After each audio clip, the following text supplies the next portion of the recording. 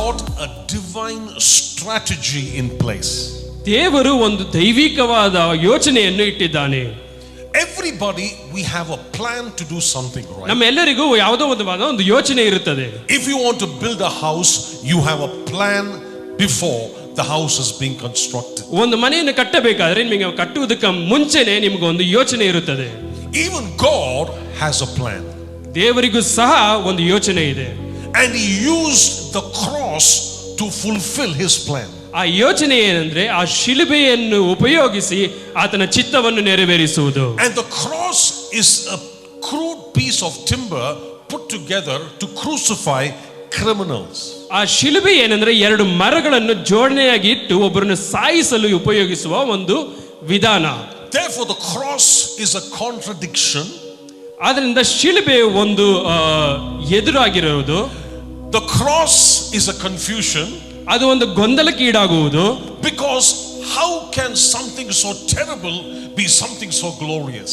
ಒಂದು ಅಷ್ಟು ಗೊಂದಲ ಮತ್ತು ಅಷ್ಟು ಕ್ರೂರವಾಗಿರುವುದು ಹೇಗೆ ಮಹಿಮೆಯಿಂದ ಆಗುವುದು ಸಾಧ್ಯ?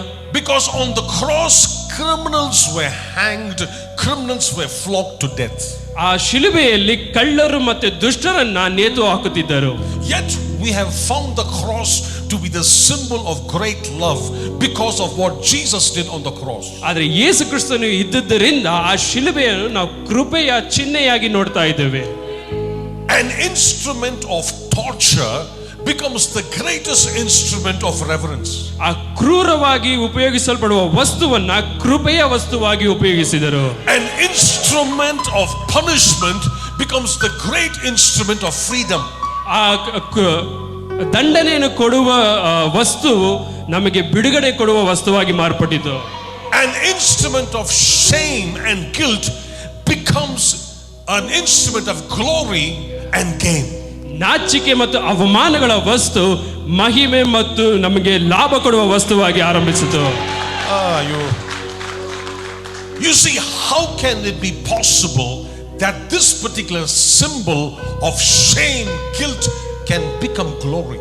ನೀವು ತಿಳಿಬಹುದು ಹೇಗೆ ನಾಚಿಕೆ ಮತ್ತು ಅವಮಾನದ ಚಿಹ್ನೆ ಮಹಿಮೆ ಮತ್ತು ಮಹತ್ವಗಳ ಚಿಹ್ನೆಯಾಗಿ ಮಾರ್ಪಡಿತು ಎಂಬುದಾಗಿ. Because of a plan. ಅದು ಒಂದು ಯೋಚನೆಯ ಮುಖಾಂತರ. It is a plan of God. ಅದು ದೇವರ ಯೋಚನೆಯಾಗಿತ್ತು. It may be foolish to man, but it's the plan of God. ಅದು ಮನುಷ್ಯರಿಗೆ ಮೂರ್ಖತನವಾಗಿ ಕಾಣಿಸಬಹುದು, ಆದರೂ ಸಹ ಅದು ದೇವರ ಯೋಚನೆಯಾಗಿತ್ತು.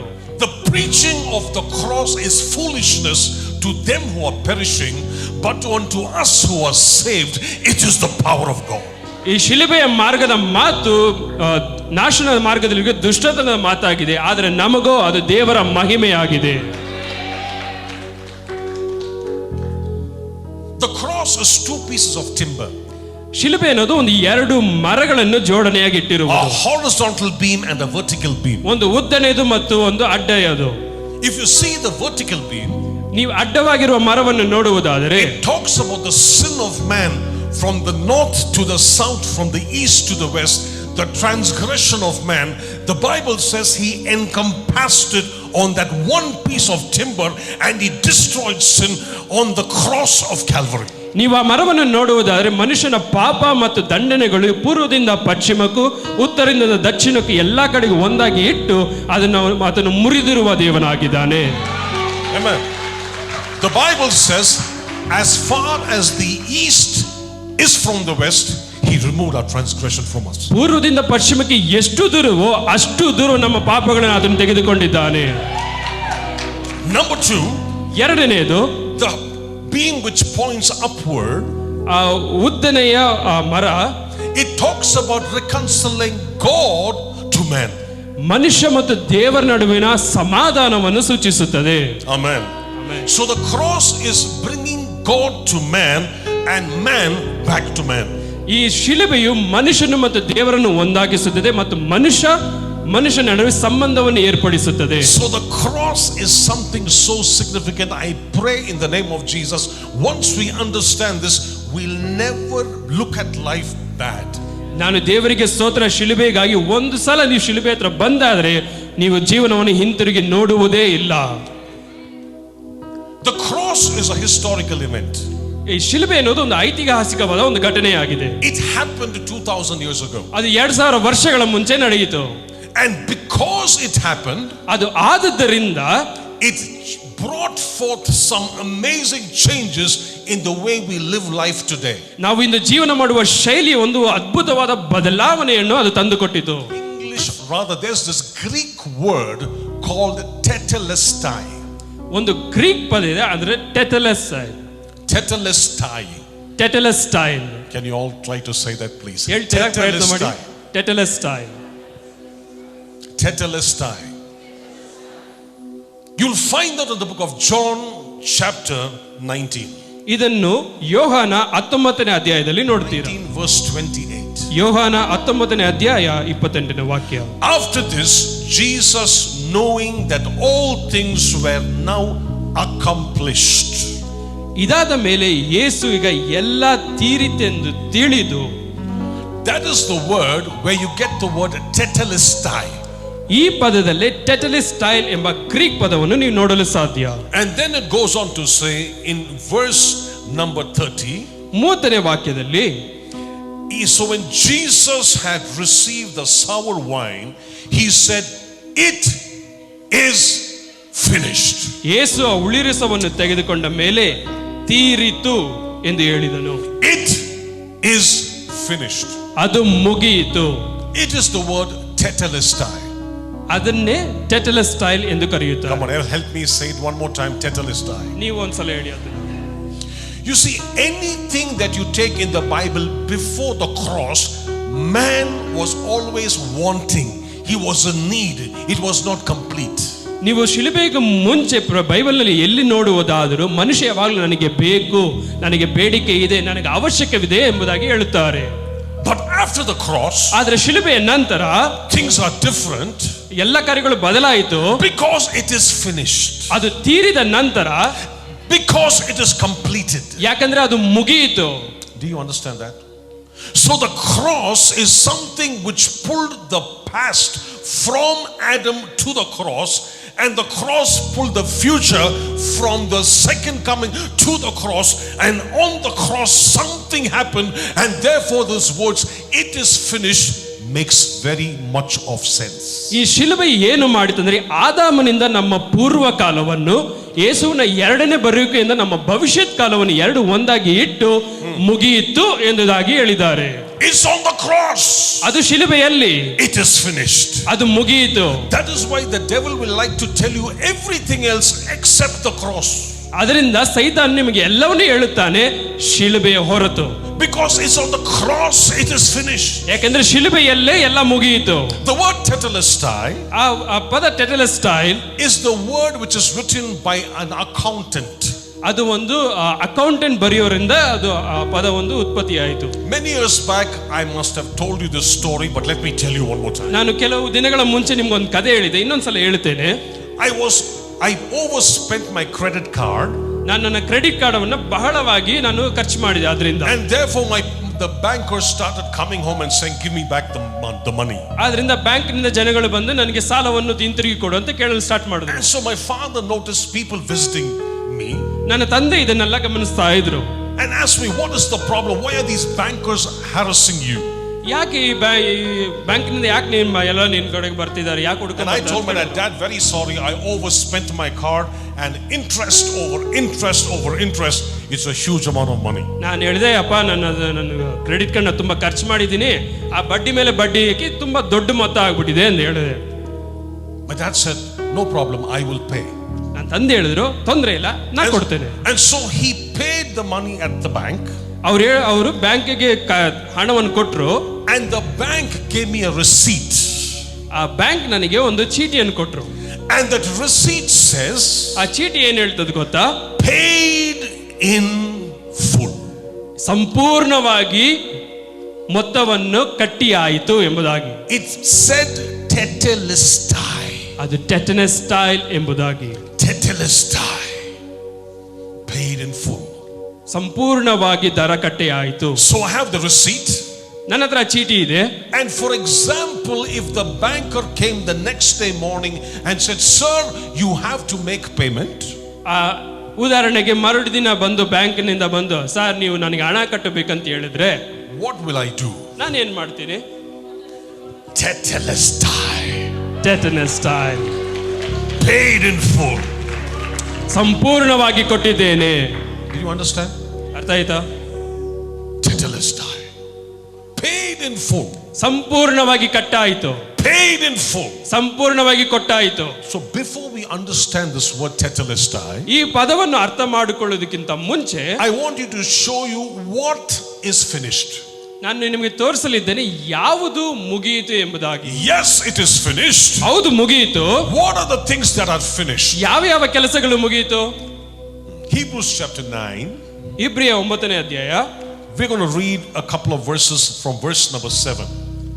7ನೇ ವಾಕ್ಯದಿಂದ ನಾವು ಓದಿಕೊಳ್ಳೋಣ. Hebrews chapter 9 and verse number 7. ಇಬ್ರಿಯ 9ನೇ ಅಧ್ಯಾಯ 7ನೇ ವಾಕ್ಯ. I wanted to show you how difficult it was under the Old Testament to live a life of freedom.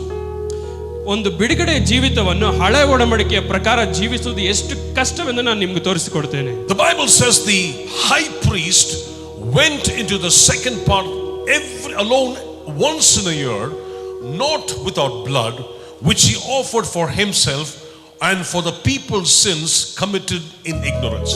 ಆದರೆ ಎರಡನೇ ಭಾಗದೊಳಗೆ ಮಹಾಯಾಜಕನೊಬ್ಬನೇ ವರ್ಷಕ್ಕೆ ಒಂದೇ ಸಾರಿ ಹೋಗುತ್ತಾನೆ, ಅವನು ರಕ್ತವನ್ನು ತಕ್ಕೊಳ್ಳದೆ ಹೋಗುವುದಿಲ್ಲ. Okay, now listen very carefully. ಗಮನವಿಟ್ಟು ಕೇಳಿ. Under the old covenant, ಹಳೆ ಒಡಂಬಡಿಕೆಯ ಪ್ರಕಾರ the priest would go into the Holy of Holies ಮಹಾಪರಿಶುದ್ಧ ಸ್ಥಳಕ್ಕೆ ಮಹಾಯಾಜಕನು ಹೋಗುತ್ತಾರೆ once every year ವರ್ಷಕ್ಕೆ ಒಂದು ಸಲ with the blood of an animal. ಒಂದು ಪ್ರಾಣಿಯ ರಕ್ತವನ್ನು ತೆಗೆದುಕೊಂಡು ಹೋಗುತ್ತಾರೆ. Now listen very carefully. ಕೇಳಿ, ಗಮನವಿಟ್ಟು ಕೇಳಿ. How does he go into the Holy of Holies? ಅವ್ರು ಹೆಂಗ ಹೋಗುತ್ತಾರೆ ಮಹಾಪರಿಶುದ್ಧ ಸ್ಥಳಕ್ಕೆ? Does he go singing hallelujah, praise the Lord? Hallelujah, praise the Lord ಅಂತ ಹೇಳ್ಕೊಂಡು ಹೋಗ್ತಾರಾ? How does he go? ಹೇಗೆ ಹೋಗ್ತಾರೆ? With fear and trembling. ಭಯಭ್ರಾಂತರಾಗಿ ಆ ಮಹಾಪರಿಶುದ್ಧ ಸ್ಥಳಕ್ಕೆ ಹೋಗುತ್ತಾರೆ. Because if he was found wanting, if he was found sinful in whatever area, ಆಗ ಹೋಗಬೇಕಾದ್ರೆ ಅವರಲ್ಲಿ ಪಾಪವೇನಾದ್ರೂ ಕಂಡು ಬಂದರೆ he would die in the presence of God. ಅವರು ಅಲ್ಲೇ ಸತ್ತು ಬೀಳ್ತಾ ಇದ್ರು. Am I right on that? ಅರ್ಥ So ಆಗ್ತಿದೆಯಾ? he went shaking and trembling. ಅವರು ನಡುಗುತ್ತಾ ಭಯದಿಂದ ಮಹಾಪರಿಶುದ್ಧ ಸ್ಥಳಕ್ಕೆ ಹೋಗ್ತಾ ಇದ್ರು. And so all the people just like you are waiting. ನಮ್ಮ ಹಾಗೆ ಎಲ್ಲಾ ಜನರು ಕಾಯ್ತಾ ಇದ್ರು ಹೊರಗಡೆ. Waiting for what? ಯಾಕೆ ಕಾಯ್ತಾ ಇದ್ರು? That this high priest who goes into this Holy of Holies once every year with the blood of an animal, they are waiting for him to come back. ಆ ಒಂದು ವರ್ಷಕ್ಕೊಂದ್ಸಲ ಹೋಗ್ತಾನಲ್ಲ ಒಳಗಡೆ ಮಹಾಯಾಜಕನು ರಕ್ತ ತೆಗೆದುಕೊಂಡು ಅವನು ವಾಪಸ್ ಬರಬೇಕಂತ ಎಲ್ಲರೂ ಕಾಯ್ತಾ ಇದ್ರು. Till he comes back, all the people are waiting. ಅವನು ಬರುವ ತನಕ ಎಲ್ಲರೂ ಕಾಯ್ತಾ ಇರ್ತಾರೆ. Everybody is tense. ಅಲ್ಲೇ ಕಾಯ್ತಾ ಇರ್ತಾರೆ. Because if he does not come back, ಅವ್ರು ಬರಲಿಲ್ಲ ಅಂದ್ರೆ my sins are not forgiven for one more year. ನನ್ನ ಪಾಪಗಳಿನ್ನ ಒಂದು ವರ್ಷಕ್ಕೆ ಕ್ಷಮಿಸಲ್ಪಡಲಿಲ್ಲ ಅಂತ ಅರ್ಥ. So everybody is tense. ಎಲ್ಲರೂ ಟೆನ್ಷನ್ ಆಗಿ ವೇಟ್ ಮಾಡ್ತಾ ಇದ್ದಾರೆ. The high priest has not yet come. ಆ ಮಹಾಯಾಜಕನು ಇನ್ನೂ ಬಂದಿಲ್ಲ. After waiting, ಕಾದ ನಂತರ finally the high priest comes out. ಕೊನೆಯದಾಗಿ ಮಹಾಯಾಜಕನು ಹೊರಗಡೆ ಬರ್ತಾನೆ. He says, it is finished. ಅವನು ಹೇಳ್ತಾನೆ, ಎಲ್ಲಾ ಮುಗಿಯಿತು. It is finished. ಮುಗಿಯಿತು. Hallelujah. And everybody, thank God, for 1 year my sins are kept under cover. ಎಲ್ರಿಗೂ ಅವಾಗ ಪ್ರಾಣ ಬಂದಿರುತ್ತೆ. ದೇವರಿಗೆ ಸ್ತೋತ್ರ, ನನ್ನ ಪಾಪಗಳು ಕ್ಷಮಿಸಲ್ಪಟ್ಟಿದೆ, ನಿನ್ನ ಒಡಂಬಡಿಕೆಯನ್ನು ಇಟ್ಟಿದ್ದೀಯಾ ಎಂಬುದಾಗಿ. Did you understand that? You see, so wonderful that blood of an animal kept the sin of mankind for 1 year. ಆ ಪ್ರಾಣಿಯ ರಕ್ತ ಮನುಷ್ಯನ ರಕ್ತವನ್ನು ಒಂದು ವರ್ಷ ಕಾಪಾಡಿತಂತೆ. Let's read verse number 12. 12ನೇ ವಾಕ್ಯದಲ್ಲಿ, not with the blood of goats or calves, but with his own blood he entered the most holy place once for all, having obtained eternal redemption. ಹೋತಗಳು ಮತ್ತು ಹೋರಿಕರಗಳ ರಕ್ತವನ್ನು ತೆಗೆದುಕೊಳ್ಳದೆ ಸ್ವಂತ ರಕ್ತವನ್ನೇ ತೆಗೆದುಕೊಂಡು ನಮಗೋಸ್ಕರ ನಿತ್ಯ ವಿಮೋಚನೆಯನ್ನು ಸಂಪಾದನೆ ಮಾಡಿಕೊಂಡವನಾಗಿ ಒಂದೇ ಸಾರಿ ದೇವರ ಸಾನ್ನಿಧ್ಯಕ್ಕೆ ಪ್ರವೇಶಿಸಿದನು. Now we are talking about Jesus. ನಾವು ಇವಾಗ ಯೇಸು ಕ್ರಿಸ್ತನ ಬಗ್ಗೆ ಮಾತನಾಡುತ್ತಿದ್ದೇವೆ. Old Testament, fear and trembling and shaking.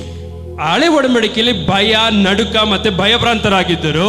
But in the New Testament, Jesus Christ, ಆದರೆ ಹೊಸ ಒಡಂಬಡಿಕೆಯಲ್ಲಿ ಯೇಸು ಕ್ರಿಸ್ತನಿದ್ದನು. he goes in with his own blood. ಅವನು ತನ್ನ ಸ್ವಂತ ರಕ್ತವನ್ನು ತೆಗೆದುಕೊಂಡು ಹೋದರು. And the Bible says his blood is accepted.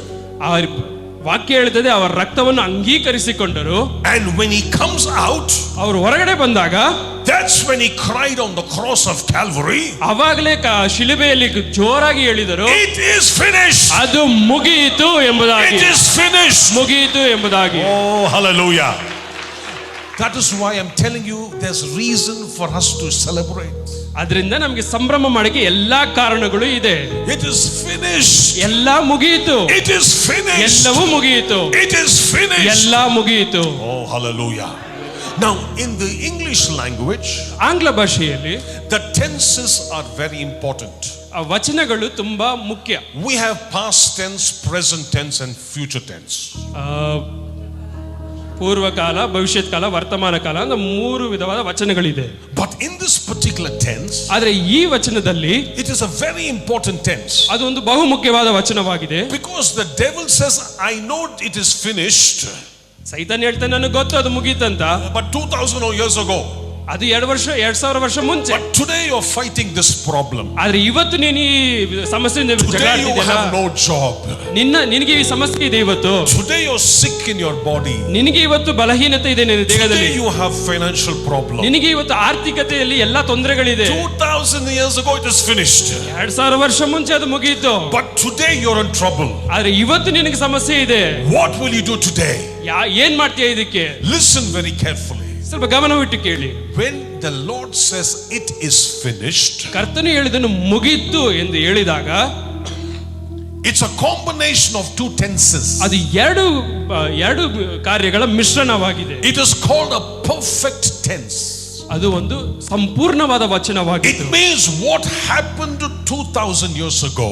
ಅಂದ್ರೆ ಅರ್ಥ 2000 ವರ್ಷ ಮುಂಚೆ ಏನಾಯಿತು, if it is appropriated at any point of time, ಅದು ಯಾವುದೇ ಕಾಲಕ್ಕೂ ನೀವು ಸರಿ ಹೊಂದಿಸಿ ನೋಡುವುದಾದರೆ, the same power which worked then will work now.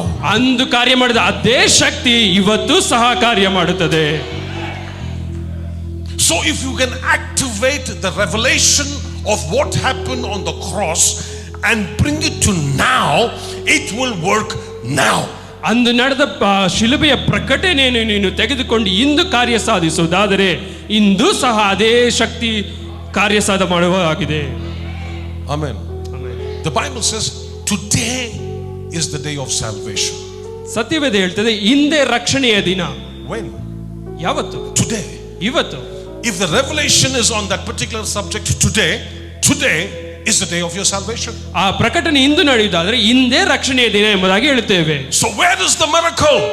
ಆ ಅದ್ಭುತ ಎಲ್ಲಿ? Is to understand. ಅದು ಗ್ರಹಿಸುವೆ, ಅರ್ಥ ಮಾಡಿಕೊಳ್ಳುವುದರಲ್ಲಿ. Is to understand. ಅದನ್ನು ಅರ್ಥ ಮಾಡಿಕೊಳ್ಳುವುದರಿಂದ. So lift your hands and say, Lord, help me understand. ಈ ಕೈಗಳನ್ನು ಹೇಳಿ ದೇವರು ನನಗೆ ಅರ್ಥ ಮಾಡಿಕೊಳ್ಳಲು ಬಲವನ್ನು ಕೊಡು. What happened 2000 years ago? 2000 ವರ್ಷ ಮುಂಚೆ ಏನಾಯಿತು? Tetelestai. I decree over my life. ನಾನು ನನ್ನ ಜೀವನದಲ್ಲಿ ಕಟ್ಟಳೆ ಇಡುತ್ತಾ ಇದ್ದೇನೆ. I break every sickness, every disease. ನಾನು ಎಲ್ಲಾ ವಿಧವಾದ ರೋಗಗಳನ್ನು ಮತ್ತು ಅನಾರೋಗ್ಯವನ್ನು ಮುರಿತಾ ಇದ್ದೇನೆ. It is finished. ಎಲ್ಲವೂ ಮುಗಿಯಿತು. Every debt is broken. ಎಲ್ಲಾ ವಿಧವಾದ ಸಾಲಗಳು ಮುರಿಯಿತು. Tetelestai. It is finished. ಎಲ್ಲವೂ ಮುಗಿಯಿತು. Oh, somebody shout hallelujah. Did you understand that? ಅರ್ಥ ಆಯ್ತಾ? If you understand this one truth, ಈ ಒಂದು ಸತ್ಯವನ್ನು ನೀವು ಅರ್ಥ ಮಾಡಿಕೊಳ್ಳುವುದಾದರೆ life will never be the same again. ನಿಮ್ಮ ಜೀವನ ಇದ್ದಾಗೆ ಇರುವುದಿಲ್ಲ. So my question right now, when Jesus said it is finished, ಯೇಸು ಇದನ್ನು ಹೇಳಿದಾಗ what is finished? ಏನು ಮುಗಿಯಿತು? There are so many things we can talk about. ಇದರ ಬಗ್ಗೆ ನಾನು ಅನೇಕ ಕಾರ್ಯಗಳನ್ನು ಹೇಳಬಹುದು. But I want to show you how the revelation progresses. ನಾನು ಹೇಗೆ ಪ್ರಕಟಣೆ ಒಂದು ಸ್ಥಳದಿಂದ ಇನ್ನೊಂದು ಸ್ಥಳಕ್ಕೆ ಹೋಗುತ್ತದೆ ಎಂಬುದಾಗಿ ನಾನು ನಿಮಗೆ ಹೇಳಿಕೊಡ್ತೇನೆ. The Lord God Almighty, ಸರ್ವಶಕ್ತನಾದ ದೇವರು, has given to man the revelation of it is finished in small bits and small pieces. ಆ ತಂದೆಯಾದ ದೇವರು ಮುಗಿಯಿತು ಎಂಬುದ ಪ್ರಕಟಣೆಯನ್ನು ಸ್ವಲ್ಪವಾಗಿ ಮನುಷ್ಯರಿಗೆ ಕೊಟ್ಟಿದ್ದಾರೆ. As a matter of fact, in the book of Hebrews chapter 1 verse 1, ಇದನ್ನು ನೀವು ನೋಡೋದಾದ್ರೆ ಇಬ್ರಿಯ 1ನೇ ಅಧ್ಯಾಯ 1ನೇ ವಾಕ್ಯದಲ್ಲಿ, the Bible says God who at various times and in various ways spoke in time past to the fathers by the prophets. ಪುರಾತನ ಕಾಲದಲ್ಲಿ ನಮ್ಮ ಪಿತೃಗಳ ಸಂಗಡ ಪ್ರವಾದಿಗಳ ಬಾಯಿಂದ ಭಾಗವಾಗಿಯೂ ವಿಧ ವಿಧವಾಗಿಯೂ ಮಾತನಾಡಿದ ದೇವರು. So God has been speaking from day number 1. ದೇವರು ಮೊದಲನೇ ದಿನದಿಂದಲೂ ನಮ್ಮ ಹತ್ರ ಮಾತನಾಡ್ತಿದ್ದಾರೆ. He is trying to tell man, I am going to tetelestai. ಅವರು ಮನುಷ್ಯರಿಗೆ ಏನ್ ಹೇಳ್ತಾರೆ, ನಾನು ಟೆಟನಸ್ ಸ್ಟೈಲ್ ಮಾಡಲು ಹೋಗಲಿದ್ದೇನೆ ಎಂಬುದಾಗಿ I ಹೇಳ್ತಾರೆ. am going to tetelestai. ನಾನು ಟೆಟನಸ್ ಸ್ಟೈಲ್ ಮಾಡಲಿದ್ದೇನೆ. You see, the devil one day took Jesus. ಸೈತಾನು ಒಂದಿನ ಯೇಸುವನ್ನು ತೆಗೆದುಕೊಂಡ್ರು. Think about this. He took Jesus ಯೇಸು ಕ್ರಿಸ್ತನನ್ನು ತೆಗೆದುಕೊಂಡ, to a top of a mountain. ಒಂದು ಬೆಟ್ಟದ ತುದಿಗೆ ಹೋದ. We are not talking about taking a prophet. He took Jesus. ಆ ಒಂದು ಪ್ರವಾದಿಯನ್ನು ತೆಗೆದುಕೊಂಡಿಲ್ಲ, ಯೇಸು ಕ್ರಿಸ್ತನನ್ನು ತೆಗೆದುಕೊಂಡ. And he said to Jesus, ಆ ಯೇಸು ಕ್ರಿಸ್ತನಿಗೆ ಹೇಳ್ತಾನೆ, look at all the glories of the world. ಎಲ್ಲ ಪ್ರಪಂಚದ ಮಹಿಮೆಯನ್ನು ನೋಡು. And he said to him, ಅವರಿಗೆ ಹೇಳಿದ್ರು, if you dare to fall down and worship me, ನನ್ನನ್ನು ಸಾಷ್ಟಾಂಗವಾಗಿ ನೀನು ನಮಸ್ಕಾರ I ಮಾಡುವುದಾದರೆ will give you all these glories. ನಾನು ಎಲ್ಲಾ ಮಹಿಮೆ ನಿನಗೆ ಕೊಡ್ತೇನೆ. Now my question is, ನನ್ನ ಪ್ರಶ್ನೆ ಏನೆಂದರೆ, how did the devil get the authority? ಸೈತಾನಿಗೆ ಹೆಂಗೆ ಆ ಅಧಿಕಾರ ಹೋಯಿತು? You see, the problem with this particular issue is that Adam had received the authority from God and he gave it to Satan. ಇಲ್ಲಿ ಒಂದು ತೊಂದರೆ ಏನಂದ್ರೆ, ಆದಾಮನು ಎಲ್ಲಾ ವಿಧವಾದ ಅಧಿಕಾರವನ್ನು ತೆಗೆದುಕೊಂಡು ಆದ್ರೆ ಸೈತಾನಿಗೆ ಅದು ವಾಪಸ್ ಕೊಟ್ಬಿಟ್ನು. And therefore the Lord had to agree that the devil had all the authority at that point of time. ಆದ್ದರಿಂದ ದೇವರಿಗೆ ಒಪ್ಪಿಕೊಳ್ಳಲೇಬೇಕಾಗಿತ್ತು, ಯಾಕಂದ್ರೆ ಸೈತಾನಿಗೆ ಆ ಸಮಯದಲ್ಲಿ ಅವನ ಹತ್ರ ಅಧಿಕಾರ ಇತ್ತು. But he had already spoken in the book of Genesis chapter number 3. ಆದ್ದರಿಂದ ದೇವರು ಆದಿಕಾಂಡದ 3ನೇದಲ್ಲಿ ಆಲ್ರೆಡಿ ಹೇಳಿದ್ದಾರೆ, that the seed of the woman will bruise the head of the serpent. ಈ ಸ್ತ್ರೀಯ ಸಂತಾನವು ಸರ್ಪದ ಸಂತಾನದ ತಲೆಯನ್ನು ಜಜ್ಜುತ್ತದೆ ಎಂಬುದಾಗಿ. Did you understand that? ಇದು ಅರ್ಥ ಆಯ್ತಾ? The Lord was saying tetelestai is coming. ಆದ್ರಿಂದ ಹೇಳ್ತಾ ಟೆಟನಸ್ ಸ್ಟೈಲ್ ಬರ್ತಾ ಇದೆ ಎಂಬುದಾಗಿ ಹೇಳ್ತೇವೆ. I know it is taking some time, but the tetelestai is coming. ನನಗೆ ಗೊತ್ತು ಅದು ಯಾವುದೋ ಒಂದು ಕಾಲದ ಬಗ್ಗೆ ಮಾತನಾಡ್ತಾ, ಆದ್ರೆ ಗೊತ್ತು ನನಗೆ ಟೆಟನಸ್ ಸ್ಟೈಲ್ ಬರ್ತಾ ಇದೆ ಎಂಬುದಾಗಿ. So the Lord began to speak through his prophets about the day which it's going to be there, called the tetelestai day. ಆದ್ರಿಂದ ದೇವರು ತನ್ನ ಪ್ರವಾದಿಗಳ ಮುಖಾಂತರ ಆ ಬರುವ ದಿನದ ಬಗ್ಗೆ ಮಾತನಾಡಿದರು. So the Bible says God spoke to his people through prophets in different ways. ಆದ್ರಿಂದ ಸತ್ಯವೇದ ಹೇಳ್ತಾರೆ, ದೇವರು ಪುರಾತನ ಕಾಲದಿಂದ ತನ್ನ ಪ್ರವಾದಿಗಳಲ್ಲಿ ಭಾಗವಾಗಿ ಮಾತನಾಡಿದರು. And so God gave every person a revelation as to that day which is going to be coming. ಆ ಬರುವ ದಿನದ ಬಗ್ಗೆ ಕರ್ತನಾದ ದೇವರು ಪ್ರವಾದಿಗಳಲ್ಲಿ ಒಂದೊಂದು ವಿಧವಾದ ಪ್ರಕಟಣೆಯನ್ನು ಕೊಟ್ಟರು. As a matter of fact, he introduced himself to Moses. ಆ ಒಂದು ಉದಾಹರಣೆಗೆ ಮೋಶೆಗೆ ಪ್ರಕಟಣೆಯನ್ನು ನೀಡಿದರು. And he said to Moses, I am that I am. ಅವರು ಮೋಶೆಗೆ ಹೇಳಿದರು, ನಾನೇ ಇರುವಾತನಾಗಿದ್ದೇನೆ ಎಂಬುದಾಗಿ. He broke the it is finished down to small components that people will understand. ಆ ಎಲ್ಲವೂ ಮುಗಿಯಿತು ಎಂಬುದನ್ನು ಭಾಗವಾಗಿ ಒಡೆದು ಪ್ರಕಟಣೆಯಾಗಿ ದೇವರು ನೀಡಿದರು. Did you understand that? ಅರ್ಥ ಆಯ್ತಾ? Why did God have to break it down? ಯಾಕೆ ದೇವರು ಅದನ್ನು ಎಲ್ಲ ಚೂರು ಮಾಡಿ ಸಣ್ಣದಾಗಿ ಮಾಡಬೇಕು? Because people were ಮಾಡಬೇಕು? not able to understand the gravity by which it was being said. The power was too much, so the Lord had to break it down into small pieces. ಅದು ದೇವರು ಹೇಳ್ಬೇಕಾದ್ರೆ ಅದರ ಮಹತ್ವವನ್ನು, ಅದರ ಶಕ್ತಿಯನ್ನು ಜನರಿಗೆ ಅರ್ಥ ಮಾಡಿಕೊಳ್ಳುವ ಸಾಮರ್ಥ್ಯವಿರಲಿಲ್ಲ. So he said, I am that I am.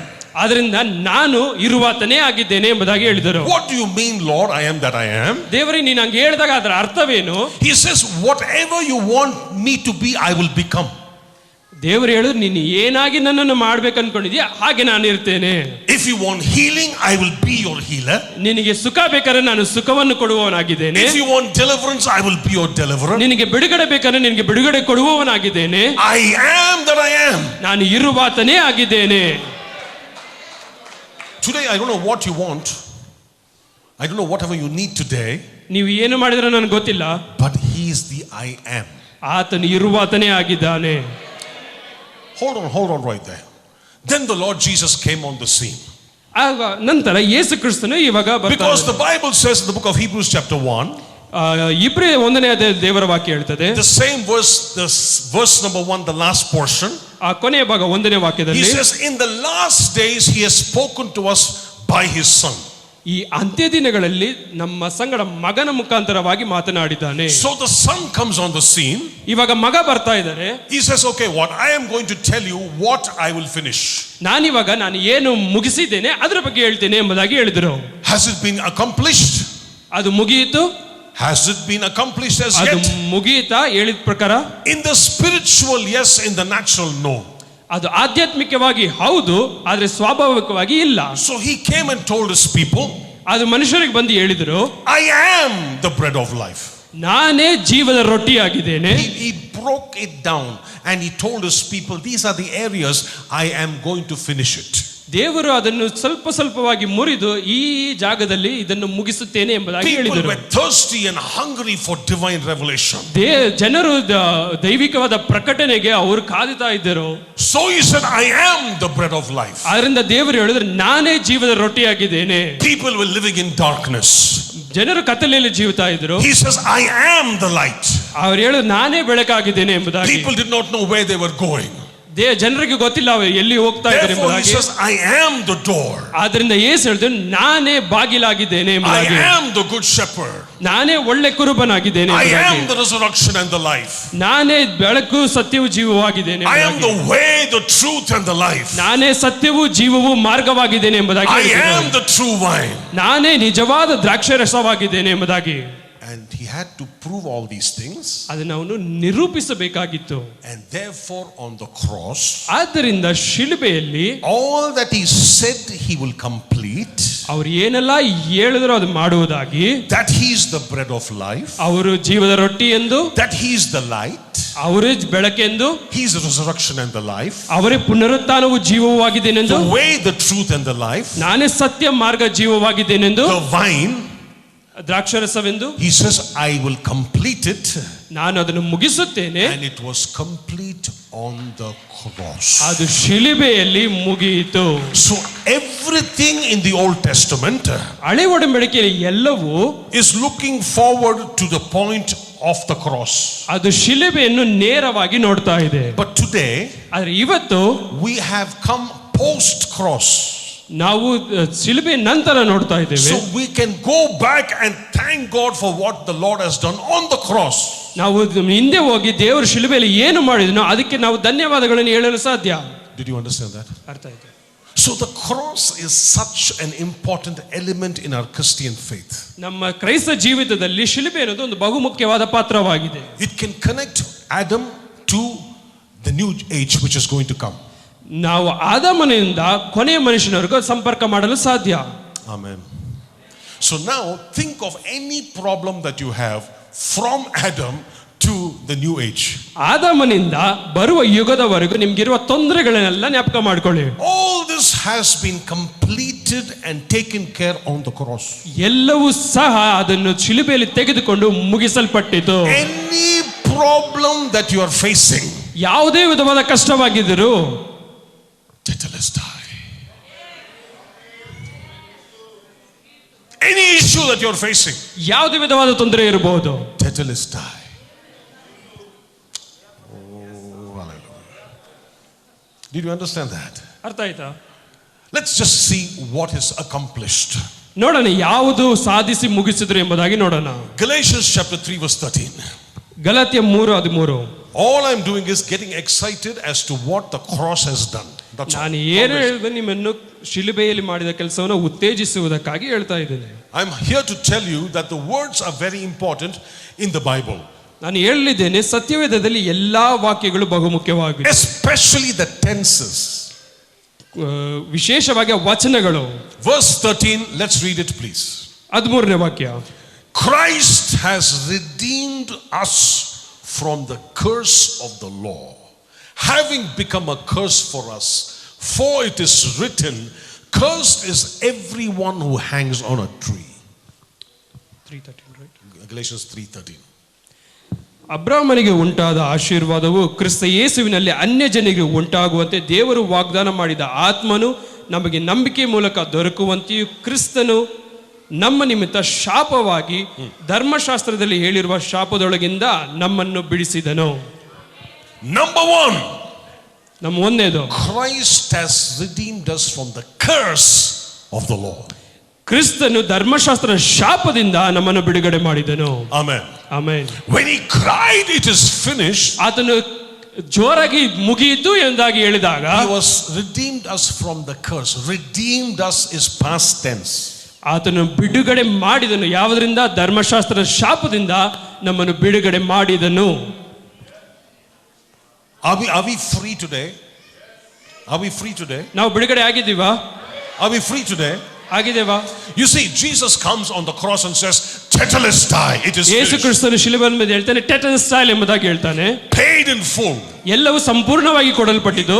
As I told you, the devil could negotiate with Jesus Christ. ನಾನು ಹೇಳ್ತೇನೆ, ಸೈತಾನನು ಯೇಸುವಿನೊಂದಿಗೆ ಆ ಮಾತುಗಳನ್ನು ಆಡಬೇಕಾದ್ರೆ, Because Adam gave the devil all the power and the authority. ಯಾಕಂದ್ರೆ ಆದವನು ಎಲ್ಲ ವಿಧವಾದ ಅಧಿಕಾರವನ್ನು ಮತ್ತು ಸಕಲ ವಿಧದ ಶಕ್ತಿಗಳನ್ನು ಸೈತಾನಿಗೆ ಕೊಟ್ಟನು. But Jesus goes into the holy of holies. ಯೇಸು ಕ್ರಿಸ್ತನು ಮಹಾಪರಿಶುದ್ಧ ಸ್ಥಳಕ್ಕೆ ಹೋಗಿ, He does not need to go by the blood of any animal. ಅವನು ಯಾವುದೇ ವಿಧದ ಪ್ರಾಣಿಗಳ ರಕ್ತದಿಂದ ತೆಗೆದುಕೊಂಡು ಹೋಗಲು ಅವಶ್ಯಕತೆವಿರಲಿಲ್ಲ. He was the offering and he was the offerer. ಆತನೇ ಬಲಿಯು ಮತ್ತೆ ಬಲಿ ಕೊಡುವವನು ಆಗಿದ್ದನು.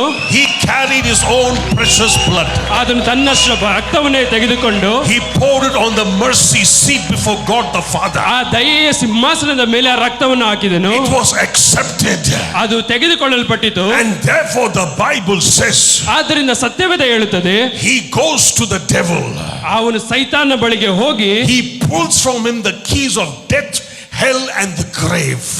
ಅವನಿಂದ ನರಕ ಮತ್ತು ಸಾವುಗಳ ಬೀಗದ ಕೈಯನ್ನು ತೆಗೆದುಕೊಂಡನು. And he says, "It is finished." ಅವನು ಹೇಳಿದನು, ಇದು ಮುಗಿಯಿತು ಎಂಬುದಾಗಿ. And therefore I want to declare to you this morning, ಆದ್ರಿಂದ ನಾನು ನಿಮಗೆ ಹೇಳಲಿದ್ದೇನೆ ಈ ಮುಂಜಾನೆ in ಸಮಯದಲ್ಲಿ, the name of Jesus Christ, ಯೇಸು ಕ್ರಿಸ್ತನ ನಾಮದಲ್ಲಿ there is no curse on your ನಿಮ್ಮ life, ಜೀವಿತದಲ್ಲಿ ಯಾವುದೇ ವಿಧದ ಶಾಪಗಳಿಲ್ಲ. no ancestral curse, ಯಾವುದೇ ವಿಧವಾದ ಪಾರಂಪರ್ಯವಾದ ಶಾಪಗಳಿಲ್ಲ. no demon can work against you, ಯಾವುದೇ ವಿಧದ ಸೈತಾನ ಕಾರ್ಯಗಳು ನಡೆಯುವುದಿಲ್ಲ. no devil has power over you, ಸೈತಾನ ಯಾವುದೇ ಶಕ್ತಿ ನಿಮ್ಮ ಮೇಲೆ ಇಲ್ಲ. because Jesus absorbed all the curses on himself. ಯೇಸು ಕ್ರಿಸ್ತನ ಎಲ್ಲಾ ಶಾಪವನ್ನು ತನ್ನ ಮೇಲೆ And ತೆಗೆದುಕೊಂಡಿದ್ದಾನೆ. the Bible says he abolished by crying the best he can, "It is finished." ಆದರೆ ಅವನು ತನ್ನ ಶಕ್ತಿಗೆ yes. ಮೀರಿದ್ರಿಂದ ಅದನ್ನು ಮುಗಿಯಿತು ಎಂಬುದಾಗಿ ಅತ್ತನು. And because he cried Tetelestai, ಅದನ್ನು ಟೆಟನಸ್ ಸ್ಟೈಲ್ ಎಂದು ಹೇಳಿದಾಗ I can sit today and sing a song of praise. ನಾನು ಇಲ್ಲಿ ಕೂತು ಅದನ್ನು ಸ್ತೋತ್ರ ಮಾಡಲು ಸಾಧ್ಯ. At the cross, ನಾನು ಶಿಲುಬೆಯ ಮೇಲೆ ಶಿಲುಬೆ, when I first saw the light, ನಾನು ಮೊದಲು ಪ್ರಕಾಶವನ್ನು ನೋಡಿದಾಗ the glories of God fell upon me. ಆ ದೇವರ ಮಹಿಮೆ ನನ್ನ ಮೇಲೆ ಬಿದ್ದಿತು. It was there by faith I received my ಆ sight. ನಂಬಿಕೆಯಿಂದ ನಾನು ಆ ರಕ್ಷಣೆಯನ್ನು ತೆಗೆದುಕೊಂಡಿದ್ದೇನೆ. And now I'm happy all the way. ನಾನು ಇವಾಗ ಸಂತೋಷವುಳ್ಳ ಮನುಷ್ಯನಾಗಿದ್ದೇನೆ. It is finished. ಇದು ಮುಗಿಯಿತು. He is the bread of life. ಅದೇ ಜೀವದ ರೊಟ್ಟಿಯಾಗಿ, He is the light. ಆತನೇ ಬೆಳಕಾಗಿದ್ದಾನೆ. He is the door. ಆತನೇ He is ದೇವರಾಗಿದ್ದಾನೆ. the good shepherd. ಆತನೇ ಒಳ್ಳೆ He is ಕುರುಬನಾಗಿದ್ದಾನೆ. the way, the truth and the life. ಆತನೇ ಸತ್ಯವೂ ಮಾರ್ಗವೂ He is the ಜೀವವಾಗಿದ್ದಾನೆ. true vine. ಆತನೇ ನಿಜವಾದ ದ್ರಾಕ್ಷಬಳ್ಳಿಯಾಗಿದ್ದಾನೆ. He is my God. He is my savior. ಆತನೇ ನನ್ನ ರಕ್ಷಕನು, ನನ್ನ ದೇವರು He is ಆತನಾಗಿದ್ದಾನೆ. my redeemer. He is my kinsman. ಆತನೇ ನನ್ನ ರಕ್ಷಕನು, ನನ್ನ There is ರಾಜನಾಗಿದ್ದಾನೆ. none like our God. ಆತನೇ ನನ್ನ ದೇವರಾಗಿದ್ದಾನೆ. 1,000 may fall on one ನನ್ನ ಬಳಗಡೆ side, 1000 ಜನರು ಸತ್ತು ಬಿದ್ದರು, 10,000 may fall on one 10,000 side, ಎಡಗಡೆ ಸತ್ತು ಬಿದ್ದರು, but it shall not come nigh me, ಯಾವುದೇ ಉಪದ್ರವ ನನ್ನನ್ನು ತಟ್ಟದು. because it is finished, ಯಾಕಂದ್ರೆ ಅದು ಮುಗಿಯಿತು. because it is Tetelestai. ಯಾಕಂದ್ರೆ ಅದು tetanus style. No devil can come close to me. ಯಾವುದೇ ಸೈತಾನ ನನ್ನ ಬಳಿಗೆ ಬರಲು No ಸಾಧ್ಯವಿಲ್ಲ. evil can befall me. ಯಾವುದೇ ಉಪದ್ರವ ನನ್ನ ಬಳಿಗೆ No ಬರುವುದಿಲ್ಲ. curse can follow me. ಯಾವುದೇ ಉದ್ರ ಬೀಳ್ತಾರೋ ಸಹ It doesn't matter whether it's an ancestral curse. ನಾನು ಪಾರಂಪರ್ಯವಾದ ಶಾಪವಿದ್ದರೂ ಸಹ Christ has redeemed me. ಕ್ರಿಸ್ತನ್ ನನ್ನನ್ನು ಬಿಡುಗಡೆ Lift ಮಾಡಿದ್ದಾನೆ. your voice and shout hallelujah. ನಿಮ್ಮ ಧ್ವನಿಗಳನ್ನೆತ್ತಿ ಹಲ್ಲೆಲೂಯಾ ಎಂಬುದಾಗಿ Lift ಹೇಳಿ. your voice and shout hallelujah. Christ has redeemed me. ಯೇಸು ಕ್ರಿಸ್ತನ್ ನಮ್ಮನ್ನು ಬಿಡುಗಡೆ ಮಾಡಿದ್ದಾನೆ. Christ has redeemed me. ಯೇಸು ಕ್ರಿಸ್ತನ್ ನನ್ನನ್ನು ಬಿಡುಗಡೆ I am ಮಾಡಿದ್ದಾನೆ. not redeemed by an animal's blood. ನಾನು ಒಂದು ಪ್ರಾಣಿಯ ರಕ್ತದಿಂದ ನಾನು ಬಿಡುಗಡೆ ಆಗಲಿಲ್ಲ. My offerer is not a high priest of human origin. ನನ್ನ ಆ ಬಲಿ ನನ್ನ ಮನುಷ್ಯನ ಸ್ವಂತದಿಂದ ಬಂದಿದ್ದಲ್ಲ. My priest is the high priest, Jesus. ನನ್ನ ಯಾಜಕನು ಮಹಾಯಾಜಕನಾಗಿದ್ದಾನೆ. If that is so sure, ಅದು ಖಚಿತವಾಗಿದ್ದರೆ my redemption is sure. ನನ್ನ ರಕ್ಷಣೆಯು ಸಹ ಖಂಡಿತವಾಗಿ Lift your ಖಚಿತವಾಗಿದೆ. voice and curse every sickness, curse every disease, curse every barrenness in the name of Jesus. Come on. ಎಲ್ಲ ವಿಧವಾದ ಶಾಪಗಳು, ರೋಗಗಳು ಎಲ್ಲವೂ ಮುರಿಯಲ್ಪಟ್ಟಿದೆ I ಯೇಸುವಿನ am ನಾಮದಲ್ಲಿ. giving you good news. I am giving you good news. ನಾನು ನಿಮಗೆ ಒಂದು ಒಳ್ಳೆ ಸಂದೇಶವನ್ನು ಹೇಳ್ತಾ You are ಇದ್ದೇನೆ. redeemed. ನೀವು Come on, ರಕ್ಷಿಸಲ್ಪಟ್ಟಿದ್ದೀರಾ. stand to your feet. Just bless. ನೀವು ಎದ್ದು ನಿಂತು Open your ದೇವರನ್ನು mouth. Open ಆರಾಧಿಸಿ. your mouth. I am free. ನಾನು ಬಿಡುಗಡೆ I am ಮಾಡಲ್ಪಟ್ಟಿದ್ದೇನೆ. free. ನಾನು ಬಿಡುಗಡೆ I ಮಾಡಲ್ಪಟ್ಟಿದ್ದೇನೆ. am free. ನಾನು ಬಿಡುಗಡೆ I am ಮಾಡಲ್ಪಟ್ಟಿದ್ದೇನೆ. free. ನಾನು ಬಿಡುಗಡೆ I am ಮಾಡಲ್ಪಟ್ಟಿದ್ದೇನೆ. free. ನಾನು I ಸ್ವತಂತ್ರನಾಗಿದ್ದೇನೆ. live in liberty. ನಾನು ಸ್ವತಂತ್ರದಲ್ಲಿ ಜೀವಿಸುತ್ತೇನೆ. Christ has set me. ಯೇಸು ಕ್ರಿಸ್ತನು ಸ್ವತಂತ್ರ ಮಾಡಿದ್ದಾನೆ. Christ has set me free. ಯೇಸು ನನ್ನನ್ನು ಬಿಡುಗಡೆ ಮಾಡಿದ್ದಾನೆ. I am free. ನಾನು Lift your hands ಸ್ವತಂತ್ರನಾಗಿದ್ದೇನೆ. and shout, I am free. ನಿಮ್ಮ ಕರಗಳನ್ನೆತ್ತಿ ನಾನು No ಸ್ವತಂತ್ರನಾಗಿದ್ದೇನೆ. ancestral curse. I break it in the name of Jesus. ಎಲ್ಲ ವಿಧವಾದ ಪಾರಂಪರ್ಯವಾದ ಶಾಪಗಳನ್ನು ಯೇಸು ಕ್ರಿಸ್ತನ ನಾಮದಲ್ಲಿ ಮುರಿಯುತ್ತೇನೆ. Come on, lift your voice and shout hallelujah. ನಿಮ್ಮ ಕರಗಳನ್ನೆತ್ತಿ hallelujah. Oh, hallelujah. Take your seats, hallelujah. ಕುಳಿತುಕೊಳ್ಳಿ. Praise the Lord. First of all, ಮೊದಲನೇದಾಗಿ I want you to understand ಒಂದನ್ನು ಅರ್ಥ ಮಾಡಿಕೊಳ್ಳಿ. that on the cross of Calvary, ಆ ಕಲ್ವಾರಿಯ ಶಿಲುಬೆಯ ಮೇಲೆ everything which was spoken through the prophets, ಎಲ್ಲ ಪ್ರವಾದಿಯ ಮುಖಾಂತರ ಮಾತಾಡಲ್ಪಟ್ಟ ಎಲ್ಲಾ ವಿಷಯಗಳು it became a reality on the cross. ಅದು ಶಿಲುಬೆ ಮೇಲೆ ವಾಸ್ತವವಾಗಿ ನಡೆಯಿತು. You see, the devil will tell you 2000 years ago it happened. ಸೈತಾನ್ ಹೇಳ್ತಾನೆ 2000 ವರ್ಷ ಮುಂಚೆ ನಡೆಯಿತು. But if you can appropriate the power right now, ಆದ್ರೆ ಆ ಶಕ್ತಿಯನ್ನು ಇಂದು ನೀವು ಉಪಯೋಗಿಸುವುದಾದರೆ the same power which came on that particular day ಆ ದಿನದಲ್ಲಿ ನಡೆದ ಅದೇ ಶಕ್ತಿಯು can work in your life now. ಇಂದು ಸಹ ನಿಮ್ಮ ಜೀವಿತದಲ್ಲಿ ನಡೆಯಲು Oh, ಸಾಧ್ಯ. hallelujah. You see, the cross is not the end. ಶಿಲುಬೆ ಕೊನೆಯಲ್ಲ. No, some of us think the cross is the end. The cross is not the end. ಕೆಲವರು ಯೋಚನೆ ಮಾಡ್ತೀರಾ ಶಿಲುಬೆಯಿಂದ ಎಲ್ಲ ಮುಗೀತು ಅಂತ. The ಇಲ್ಲ, cross is just a means to a greater end. ಆ ಶಿಲುಬೆಯು ಒಂದು ಮಹತ್ವವಾದ ಕಾರ್ಯಗಳ ಮಾಧ್ಯಮವಾಗಿದೆ. There is something called the third day. ಒಂದು ಮೂರನೇ ದಿನ ಅಂತ ಒಂದು ಕಾರ್ಯ ಇದೆ. Somebody shout third day. ಎಲ್ಲಿ ಮೂರನೇ ದಿನ? You see, you can put Jesus on the cross, ನೀವು ಯೇಸುವನ್ನು ಶಿಲುಬೆ ಮೇಲೆ ಹಾಕಬಹುದು. but it's the plan of God. ಅದು ದೇವರ ಯೋಚನೆ. God, are you planning to hang your son on a piece of wood? ಸರ್ವಶಕ್ತನಾದ ದೇವರು ತನ್ನ ಮಗನನ್ನು ಒಂದು ಶಿಲುಬೆ ಮೇಲೆ ನೇತಾಡಲು ಯೋಚನೆ ಮಾಡಿದನು. That's the plan of God. ಅದು ದೇವರ ಯೋಚನೆ. You may be going through some difficult time, ನೀವು ಒಂದು ಕಷ್ಟದ ಸನ್ನಿವೇಶದಲ್ಲಿ ಹೋಗಬಹುದು. but God is sending you an answer. ಯೇಸು ತಂದೆ ನಿಮಗೊಂದು ಉತ್ತರವನ್ನು ಕಳಿಸಿಕೊಡ್ತಾ And ಇದ್ದಾರೆ. that answer is through a very simple means, the cross of Jesus. ಆ ಉತ್ತರ ಆ ಶಿಲುಬೆಯ ಮುಖಾಂತರ ಬರ್ತಾ ಇದೆ. You're looking for heaven to open. ನೀವೇನು ಪರಲೋಕವು ತೆಗೆಯಲ್ಪಟ್ಟಾಗ You're looking for heaven to open. ನೀವು ಪರಲೋಕ ತೆಗೆಯಬೇಕೆಂದು ನೋಡ್ತಾ ಇದ್ದೀರಾ. The Lord says, open your understanding. Look at the cross. ಆದ್ರೆ ದೇವರು ಹೇಳ್ತಾನೆ, ನಿನ್ನ ಕಣ್ಣುಗಳನ್ನು ನಿನ್ನ ಗ್ರಹಿಕೆಯನ್ನು ತೆರೆದು ನಿನ್ನ ಶಿಲುಬೆಯನ್ನು ನೋಡಿ ಎಂಬುದಾಗಿ. Tetelestai. After 3 days, 3 ದಿನದ ನಂತರ when the body of Jesus was put inside that tomb, ಆ ಸ್ಮಶಾನದಲ್ಲಿ ಸಮಾಧಿಯಲ್ಲಿ ಯೇಸು ಕ್ರಿಸ್ತನ ದೇಹ ಇಡಲ್ಪಟ್ಟಾಗ the power of the Holy Ghost ಪರಿಶುದ್ಧಾತ್ಮನ ಬಲವು fell on the dead body of Jesus Christ. ಯೇಸು ಕ್ರಿಸ್ತನ ದೇಹದ ಮೇಲೆ ಪರಿಶುದ್ಧಾತ್ಮನ ಬಲವು ಇಳಿದು ಬಂದಿತು. Man's body was dead. ಆ ಸತ್ತು ಹೋದ ಮನುಷ್ಯನ ದೇಹವು When the Holy Ghost entered that body, ಆ ಪರಿಶುದ್ಧಾತ್ಮನ ಅದರ ಮೇಲೆ ಬಂದಾಗ something began to happen. ಅಲ್ಲಿ ಏನೋ ಒಂದು ವಿಷಯ ನಡೆಯಿತು. The devil was having a party. ಅಲ್ಲಿ ಸೈತಾನು ಒಂದು ಸಂಭ್ರಮದಲ್ಲಿದ್ದನು. Because he says, we have killed the King of Glory. ಅವನು ಅನ್ಕೊಂಡಿದ್ದ ಮಹತ್ವಗಳ ರಾಜನನ್ನು ಕೊಲೆ ಮಾಡಿಬಿಟ್ಟೆ ಎಂಬುದಾಗಿ. He says, we have won over the King of Glory. ನಾವು ಮಹಿಮೆಯ ರಾಜನ ಮೇಲೆ ನಾವು ಗೆಲುವು ಸಾಧಿಸಿಬಿಟ್ರೆ ಅನ್ಕೊಂಡ ಅವನು. But there was a knock on the door. ಆದ್ರೆ ಯಾರೋ ಬಾಗಿಲು ತಟ್ಟಿದರು. Because Jesus had just taken his blood and gone to the mercy seat. ಆದ್ರೆ ಯೇಸು ಕ್ರಿಸ್ತನು ತನ್ನ ರಕ್ತವನ್ನು ತೆಗೆದುಕೊಂಡು ಆ ಕೃಪಾಸನದ ಮುಂದೆ ಬಂದು ನಿಂತನು. And the Father says, I accept the blood. ಆದ್ರೆ ತಂದೆ ಹೇಳಿದನು, ಅದು ನಾನು ತೆಗೆದುಕೊಂಡಿದ್ದೇನೆ ಎಂಬುದಾಗಿ.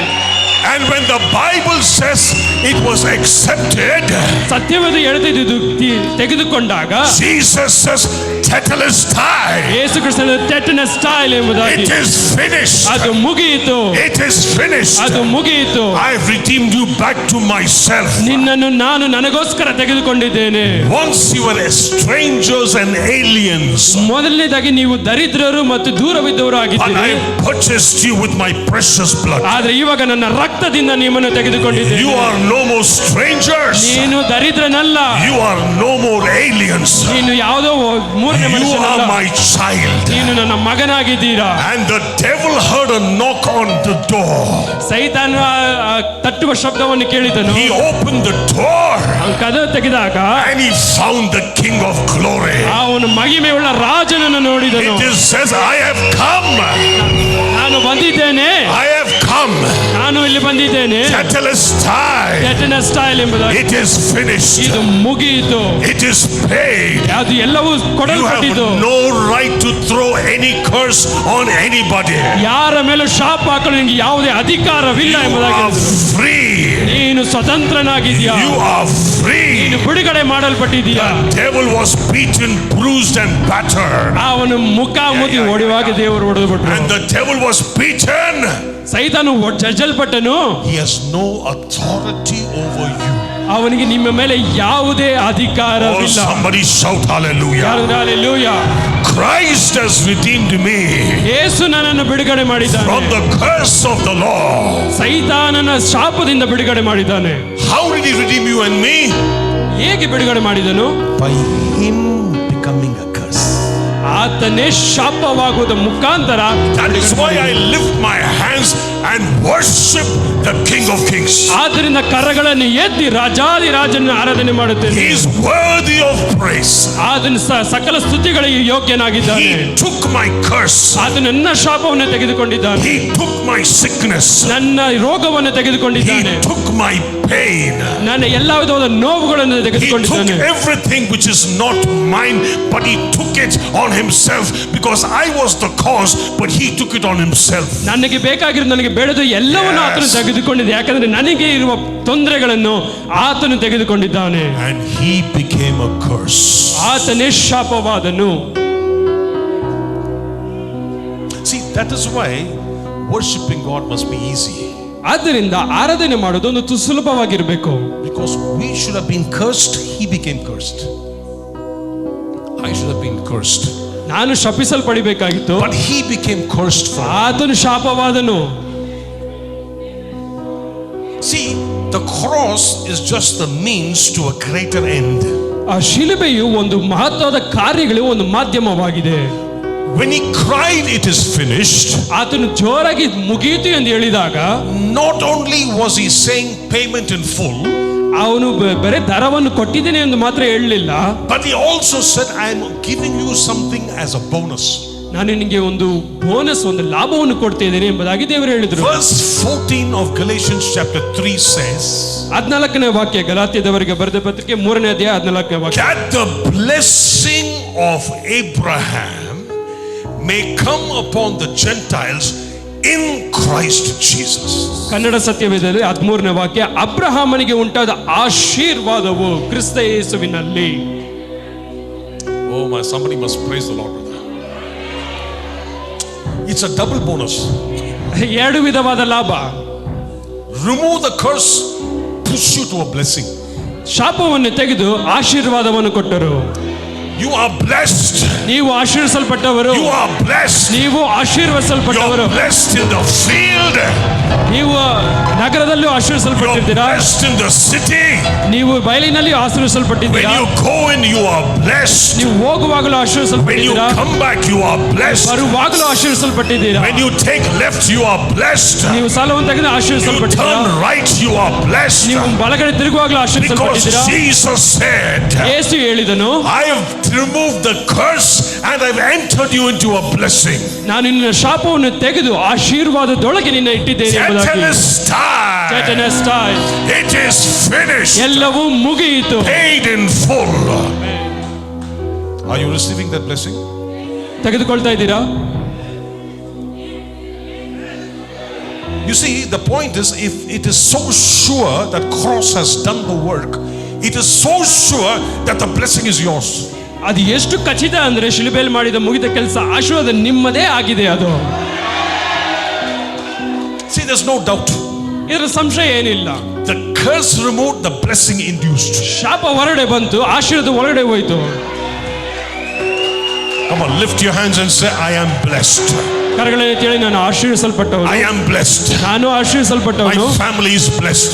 ನಾನು ಯೇಸು ಕ್ರಿಸ್ತನ My children are blessed. ನನ್ನ ಮಕ್ಕಳು ಆಶೀರ್ವಿಸಲ್ಪಟ್ಟಿದ್ದಾರೆ. The work of my hands is blessed. ನನ್ನ ಕರಗಳ ಕೈಗಳ ಕೆಲಸ I am a blessing. ನಾನು ಆಶೀರ್ವಾದವಾಗಿದ್ದೇನೆ. When I go, I'm a blessing. ನಾನು ಹೋಗುವಾಗಲೂ ಆಶೀರ್ವಾದ. When I come, I'm a blessing. ನಾನು ಬರುವಾಗ ಆಶೀರ್ವಾದ. I turn right, I'm a blessing. ನಾನು ಬಲಗಡೆ ತಿರುಗುವಾಗ ಆಶೀರ್ವಾದ. I turn left, I'm a blessing. ನಾನು ಎಡಗಡೆ ತಿರುಗುವಾಗ ಆಶೀರ್ವಾದ. I am a blessing. ನಾನು ಆಶೀರ್ವಾದ. I am a blessing. ನಾನು ಆಶೀರ್ವಾದ. I am a blessing. ನಾನು ಆಶೀರ್ವಾದ. I speak words of blessing.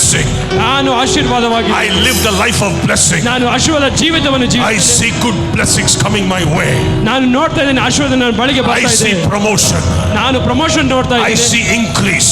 ನಾನು ಒಂದು ಲಾಭವನ್ನು ನೋಡ್ತಾ ಇದ್ದೇನೆ. I open my territory. ನನ್ನ ಎಲ್ಲೆಗಳನ್ನು ವಿಸ್ತಾರ ಮಾಡ್ತಾ ಇದ್ದೇನೆ. ನನ್ನ ಎಲ್ಲೆಗಳನ್ನು ವಿಸ್ತಾರ ಮಾಡ್ತಾ ಇದ್ದೇನೆ.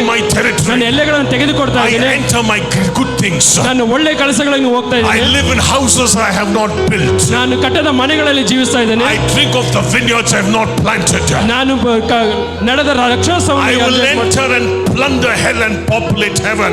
ನಾನು ನರಕದಿಂದ ಜನಗಳನ್ನು ಕಿತ್ತು ಪರಲೋಕದಲ್ಲಿ ಇಡ್ತಾ ಇದ್ದೇನೆ. Somebody shout hallelujah. Oh, hallelujah. The blessing is not mine. ಆಶೀರ್ವಾದ ನನ್ನದು.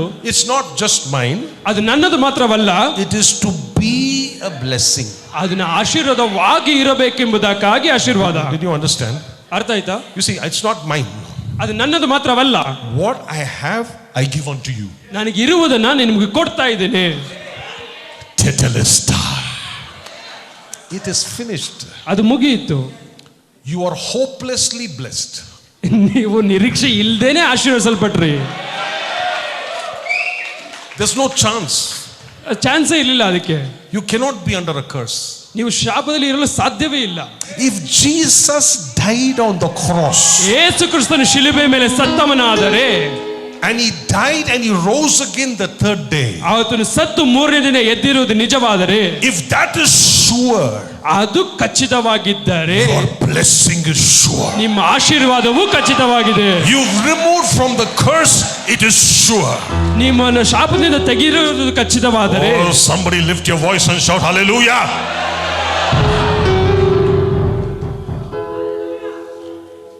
That the blessing of Abraham might come upon the Gentiles in Christ Jesus. ಅಬ್ರಹಾಮನಿಗೆ ಉಂಟಾದ ಆಶೀರ್ವಾದವು ಕ್ರಿಸ್ತ ಯೇಸುವಿನ ಮುಖಾಂತರ ಅನ್ಯ ಜನರಲ್ಲಿ ಉಂಟಾಗುವಂತೆ. Where is your blessing? ನಿಮ್ಮ ಆಶೀರ್ವಾದ ಎಲ್ಲಿದೆ? In Christ. ಯೇಸು ಕ್ರಿಸ್ತನಲ್ಲಿ. It is the Abraham blessing. ಅದು ಅಬ್ರಹಾಮನ ಆಶೀರ್ವಾದ. But it is not in Abraham. ಅದು ಅಬ್ರಹಾಮನಲ್ಲಿ ಇರಲಿಲ್ಲ. Old Testament Abraham praised the Lord. ಹಳೆ ಒಡಂಬಡಿಕೆಯಲ್ಲಿ ಅಬ್ರಹಾಮನು ದೇವರಿಗೆ ಸ್ತೋತ್ರ. But I have come post cross. ಆದರೆ ನಾನು ಶಿಲುಬೆಯನ್ನು ನಂತರ ಬಂದಿದ್ದೇನೆ. Tetelestai is finished. ಟೆಟೆನಸ್ಟೈ ಅದು ಮುಗಿಯಿತು. I am post cross. ನಾನು ಶಿಲುಬೆ ನಂತರ ಬಂದಿದ್ದೇನೆ. My blessing is not in Abraham. ನನ್ನ ಆಶೀರ್ವಾದ ಅಬ್ರಹಾಮನಲ್ಲಿ ಇಲ್ಲ. My blessing is in the God of Abraham. ನನ್ನ ಆಶೀರ್ವಾದ ಪರಲೋಕದ ದೇವರಲ್ಲಿದೆ. The God of Isaac and the God of Jacob. Abraham ಮತ್ತು ಯಾಕೋಬನ ದೇವರಲ್ಲಿದೆ. Christ Jesus. Yesu ಕ್ರಿಸ್ತನಲ್ಲಿದೆ. So how do I receive the blessing? ನಾನು ಹೇಗೆ ಅದನ್ನು ಪಡೆದುಕೊಳ್ಳಲು ಸಾಧ್ಯ? See, the Bible makes it very clear in Matthew chapter 11. Let's not go there. ಮತ್ತೇನು 11ರಲ್ಲಿ ಹೇಳ್ತಾರೆ, ಅದರಲ್ಲಿ ಓದಬೇಡಿ. Come unto me all ye that labor and are heavy laden, I will give you rest. ಎಲ್ಲ ಭಾರವನ್ನು ಹೊತ್ತವರೇ ನನ್ನೊಳಗೆ ಬನ್ನಿ, ನಮಗೆ ವಿಶ್ರಾಂತಿಯನ್ನು ಕೊಡ್ತೇನೆ ಎಂಬುದಾಗಿ ದೇವರು ಹೇಳಿದರು. What did the Lord say? I will give you. I will give you. ನಮಗೆ ಏನು ಹೇಳಿದ್ರು? ನಾನು ನಿಮಗೆ I will give you. I will give you. Tetelestai. It's a done thing. Post cross is a period of rest. ಶಿಲುಬೆಯ ನಂತರ ಬರುವುದು ಒಂದು ವಿಶ್ರಾಂತಿಯಾಗಿದೆ. Some of you are struggling. ಕೆಲವರು ಇನ್ನ ಕಷ್ಟಪಡ್ತಾನೆ ಇದ್ದೀರಾ. I know we are going through some struggles, but we should be struggling. ಗೊತ್ತು ನನಗೆ ಕೆಲವರು ಇನ್ನ ಕಷ್ಟದಲ್ಲಿ ಹೋಗ್ತಾ ಇದ್ದೀರಾ ಎಂಬುದಾಗಿ. Because Jesus said, Tetelestai. ಯೇಸು ಹೇಳಿದನು ಟೆಟೆನಸ್ಟಾಯ್ ಎಂಬುದಾಗಿ. It is finished. ಅದು ಮುಗಿಯಿತು. And he said, I will give you rest. ಅವ್ರು ಹೇಳಿ ನನಗೆ ವಿಶ್ರಾಂತಿಯನ್ನು ಕೊಡ್ತೇನೆ. He promised that rest. ಅವನ ವಿಶ್ರಾಂತಿಯನ್ನು ನಿಮ್ಗೆ ವಾಗ್ದಾನ ಮಾಡಿದ್ದಾರೆ. Rest is yours. ವಿಶ್ರಾಂತಿ ನಿಮ್ಮದು. Rest is yours. If you believe it, you receive it. ನೀವು ನಂಬಿದರೆ ಅದನ್ನು ಪಡೆದುಕೊಳ್ತೀರಾ. But if you want to struggle, ನೀವು ಕಷ್ಟಪಟ್ಟು ನಿಮ್ಮ ಪ್ರಯತ್ನದಿಂದ ಮಾಡುವುದಾದರೆ you struggle. ನೀವು ಪ್ರಯತ್ನ ಪಡ್ತಾನೆ ಇರ್ತೀರಾ. Jesus, ಯೇಸು ಕ್ರಿಸ್ತನು, they were going in a boat. ಒಂದು ದೋಣಿಯಲ್ಲಿ ಹೋಗ್ತಾ ಇದ್ರು. He was sleeping like a baby. ಒಂದು ಮಗುವಿನ ಹಾಗೆ ಆತ ನಿದ್ದೆ ಮಾಡ್ತಾ ಇದ್ರು. There was a storm, a severe storm. ಒಂದು ಬಿರುಗಾಳಿ ಬಂತು, ದೊಡ್ಡ ಒಂದು ಬಿರುಗಾಳಿ. The disciple says, Lord, don't you care that we are perishing? ಆ ಶಿಷ್ಯರು, ದೇವರೇ ನಾವು ಸಾಯ್ತಾ ಇದ್ದೇವೆ, ನಿನಗೆ ಆಸಕ್ತಿ ಇಲ್ವಾ, ನಿನಗೆ ಅಕ್ಕರೆ ಇಲ್ವಾ ಎಂಬುದಾಗಿ. Jesus was sleeping. ಯೇಸು ಕ್ರಿಸ್ತನು ಮಲಗಿದ್ದನು. The picture of rest. ಅದು ಒಂದು ವಿಶ್ರಾಂತಿಯ ಒಂದು ಸೂಚನೆಯಾಗಿದೆ. I will give you rest. ನಾನು ನಿಮಗೆ ವಿಶ್ರಾಂತಿಯನ್ನು ಕೊಡ್ತೇನೆ. It is finished. ಅದು ಮುಗಿಯಿತು. Rest is given to you. ವಿಶ್ರಾಂತಿ ನಿಮಗೆ ಕೊಡಲ್ಪಟ್ಟಿದೆ. If Jesus surely died on that cross, ಯೇಸು ನಿಜವಾಗಲೂ ಶಿಲುಬೆಯಲ್ಲಿ ಸತ್ತವನಾಗಿದ್ದರೆ, surely he cried tetelestai, ನಿಜವಾಗಲೂ ಅದನ್ನು ಮುಗಿಯಿತು ಎಂದು ಹೇಳಿದ್ರು ನಿಜವಾದರೆ, surely there's rest. ಆ ನಿಜವಾಗಲೂ ಖಚಿತವಾಗಿ ವಿಶ್ರಾಂತಿ ನಿಮ್ಮದು. There is a rest for a child of God. ದೇವರ ಮಗುವಿಗೆ ವಿಶ್ರಾಂತಿ ಇದೆ. No struggle, no struggling. ಪ್ರಯತ್ನ ಮತ್ತೆ ಕಷ್ಟ ಬೇಡ. You see an eagle who flies in the sky, eagle. ನಿಮ್ಗೆ ಗೊತ್ತಲ್ಲ, ಹದ್ದು ಆಕಾಶದಲ್ಲಿ ಆಡೋ ಬದ್ದು. When the storm comes, the eagle says, okay, I'll take advantage of the storm. ಬಿರುಗಾಳಿ ಬಂದಾಗ ಹದ್ದು ಹೇಳ್ತದೆ, ಓಕೆ ಇದನ್ನ ನಾನು ಉಪಯೋಗಿಸ್ಕೋತೀನಿ ಎಂಬುದಾಗಿ. More storm, better take off. ಎಷ್ಟು ಬಿರುಗಾಳಿ ಬರುತ್ತೋ ಅಷ್ಟು ಮೇಲೆ ಹೋಗುತ್ತದೆ. More storm, better speed. ಎಷ್ಟು ಬಿರುಗಾಳಿ ಬಂದ್ರೆ ಅಷ್ಟು ವೇಗವಾಗಿ ಹೋಗುತ್ತದೆ. Rest. ವಿಶ್ರಾಂತಿ. Rest. ವಿಶ್ರಾಂತಿ. Shalom. Shalom. Tell your neighbor shalom. ನಿಮ್ಮ ಪಕ್ಕದಲ್ಲಿಯವರಿಗೆ ಹೇಳಿ ಶಲೋಮ್ ಎಂಬುದಾಗಿ. Shalom. Shalom. Shalom in your work. ನಿಮ್ಮ ಕೆಲಸದಲ್ಲಿ shalom. Shalom in your family. ನಿಮ್ಮ ಕುಟುಂಬದಲ್ಲಿ shalom. Shalom in your things that you do. ನೀವು ಮಾಡುವ ಕೆಲಸದಲ್ಲಿ shalom. Shalom in your life. ನಿಮ್ಮ ಜೀವಿತದಲ್ಲಿ shalom. Shalom. Jesus got up from his sleep, ಯೇಸು ನಿದ್ದೆಯಿಂದ ಎದ್ದು looked at that storm. ಆ ಬಿರುಗಾಳಿಯನ್ನು ನೋಡಿ He used one word. ಒಂದೇ ಪದವನ್ನು ಹೇಳಿದರು, Shalom. Shalom. Come on, open your mouth and talk to your storm right now. ನೀವು ಬಾಯಿದಲ್ಲಿ ತೆಗೆದು ಹೇಳಿ. Open your mouth. Say shalom, shalom. Shalom ಅಂತ ಹೇಳಿ, ಬಾಯಿ ತೆಗೆದು ಹೇಳಿ. Shalom. Shalom. Shabrata proseketi abarasaya. Shalom. My peace I give to you. ನನ್ನ ಸಮಾಧಾನವನ್ನು ನಿಮಗೆ ಕೊಡ್ತಾ ಇದ್ದೇನೆ. My peace I leave with you. ನಮ್ಮ ಸಮಾಧಾನ ನಿಮ್ಮಲ್ಲಿ ಬಿಟ್ಟು ಹೋಗುತ್ತಾ ಇದ್ದೇನೆ. Not as this world gives to you. ಈ ಪ್ರಪಂಚದ ಸಮಾಧಾನವಲ್ಲ. Shalom. Shalom. I will give you rest. ನಾನು ನಿಮಗೆ ಸಮಾಧಾನವನ್ನು ಕೊಡ್ತೇನೆ. But how do I receive that rest? ಆದರೆ ಹೇಗೆ ಪಡೆದುಕೊಳ್ಳಲು ಸಾಧ್ಯ? Very important key. Don't forget this. ತುಂಬಾ ಮುಖ್ಯವಾದ ಕಾರ್ಯ. Take my yoke upon you. ನನ್ನ ನೊಗವನ್ನು ನಿಮ್ಮ ಮೇಲೆ ಇಟ್ಟುಕೊಳ್ಳಿ. Number 2. ಎರಡನೇದು, And learn of me, said the Lord. And learn of me. ನನ್ನನ್ನು ಕಲಿತುಕೊಳ್ಳಿ, ನನ್ನ ಮುಖಾಂತರ ಕಲಿತುಕೊಳ್ಳಿ. Peace doesn't come by just saying shalom. No, no. ನೀವು ಶಲೋಮ್ ಹೇಳೋದ್ರಿಂದ ಮಾತ್ರ ಸಮಾಧಾನ ಬರುವುದಿಲ್ಲ. It's by learning from the word. ಇದು ವಾಕ್ಯವನ್ನು ಕಲಿಯುವುದರಿಂದ ಬರುತ್ತದೆ. Is by learning what Jesus did on the cross. ಯೇಸು ಕ್ರಿಸ್ತನು ಶಿಲುಬೆಯಲ್ಲಿ ಏನು ಮಾಡಿದನೆಂಬುದನ್ನು ಕಲಿಯುವುದರ ಮುಖಾಂತರ ಬರುವುದು. Is to understand. Tetelestai means it was then done, but the power is available now. ಅದನ್ನು ನಡೆದ ಕಾರ್ಯದ ಶಕ್ತಿ ಇವತ್ತು ಸಹ ಇದೆ ಎಂಬುದು ತಿಳಿದುಕೊಳ್ಳುವುದೇ ಆ ಸಮಾಧಾನದ ಮಾಧ್ಯಮ. And then you shall find rest to your soul. ಆಗ ನಿಮ್ಮ ಆತ್ಮಗಳಿಗೆ ವಿಶ್ರಾಂತಿ ಸಿಗುತ್ತದೆ. Are you willing to learn? ಕಲಿಯಕ್ಕೆ ಆಸಕ್ತರಾಗಿದ್ದೀರಾ? That doesn't happen overnight. It takes time. ಅದು ಒಂದು ರಾತ್ರಿಯಲ್ಲಿ ನಡೆಯೋದಿಲ್ಲ, ಅದು ಸಮಯ ತೆಗೆದುಕೊಳ್ತದೆ. Everybody running to work, very busy. ಎಲ್ಲರೂ ಇವಾಗ ಕೆಲಸಕ್ಕೆ ಓಡ್ತಾ ಇದ್ದಾರೆ, ತುಂಬಾ ಬ್ಯುಸಿ ಆಗಿದ್ದಾರೆ. No time to learn. ಸಮಯ ಇಲ್ಲ ಕಲಿತುಕೊಳ್ಳೋದಕ್ಕೆ ಯಾರ ಹತ್ರನೂ. Learn of me, said the Lord. ಯೇಸು ಕ್ರಿಸ್ತನ ಕುರಿತು ಕಲಿತುಕೊಳ್ಳಿ. And then you will find shalom. ಆಗ ನೀವು ಶಾಲೋಮನನ್ನು ಪಡೆದುಕೊಳ್ಳುವಿರಿ. You see, we are very smart people. ನಾವು ತುಂಬಾ ಬುದ್ಧಿವಂತ ಜೀವಿಗಳು. But we forget the most important thing. ಆದರೆ ನಾವು ಒಂದು ಮೂಲಭೂತವಾದ ಕಾರ್ಯವನ್ನೇ ಮರೆತೋಗ್ತೀವಿ. Is to learn of him. ಆತನ ಕುರಿತಾಗಿ ತಿಳಿದುಕೊಳ್ಳುವುದು. And then you shall find rest to your souls. ಆಗ ನೀವು ನಿಮ್ಮ ಆತ್ಮಗಳಿಗೆ ವಿಶ್ರಾಂತಿಯನ್ನು ಪಡೆದುಕೊಳ್ಳುವಿರಿ. 2020 was a bad year for most of us, at least. ಅನೇಕರಿಗೆ 2020 ತುಂಬಾ ಕಷ್ಟಕರವಾದ ವರ್ಷವಾಗಿತ್ತು. But I can also already testify about Pastor Anil Gowda and my life. Same story. We have never been hungry once. Already ಸಾಕ್ಷಿ ಕೊಟ್ಟಿದ್ದೇನೆ. ನಮ್ಮ ಅಯ್ಯನವರೆಗೂ ನನಗೂ ಒಂದು ದಿನ ಕೂಡ ನಾವು ಹಸಿವಿಂದ ಮಲಗಲೇ ಇಲ್ಲ. You can ask my wife. ನಮ್ಮ ಹೆಂಡತಿನ ಕೇಳ್ಕೊಳ್ಳಿ. Rent payments same date, no problem. ಬಾಡಿಗೆ ಕೂಡ ಅದೇ ದಿನಾಂಕದಲ್ಲಿ ಕೊಟ್ಟು ಬಿಡ್ತೇವೆ. People are telling me, brother, pray 20% cut in salary.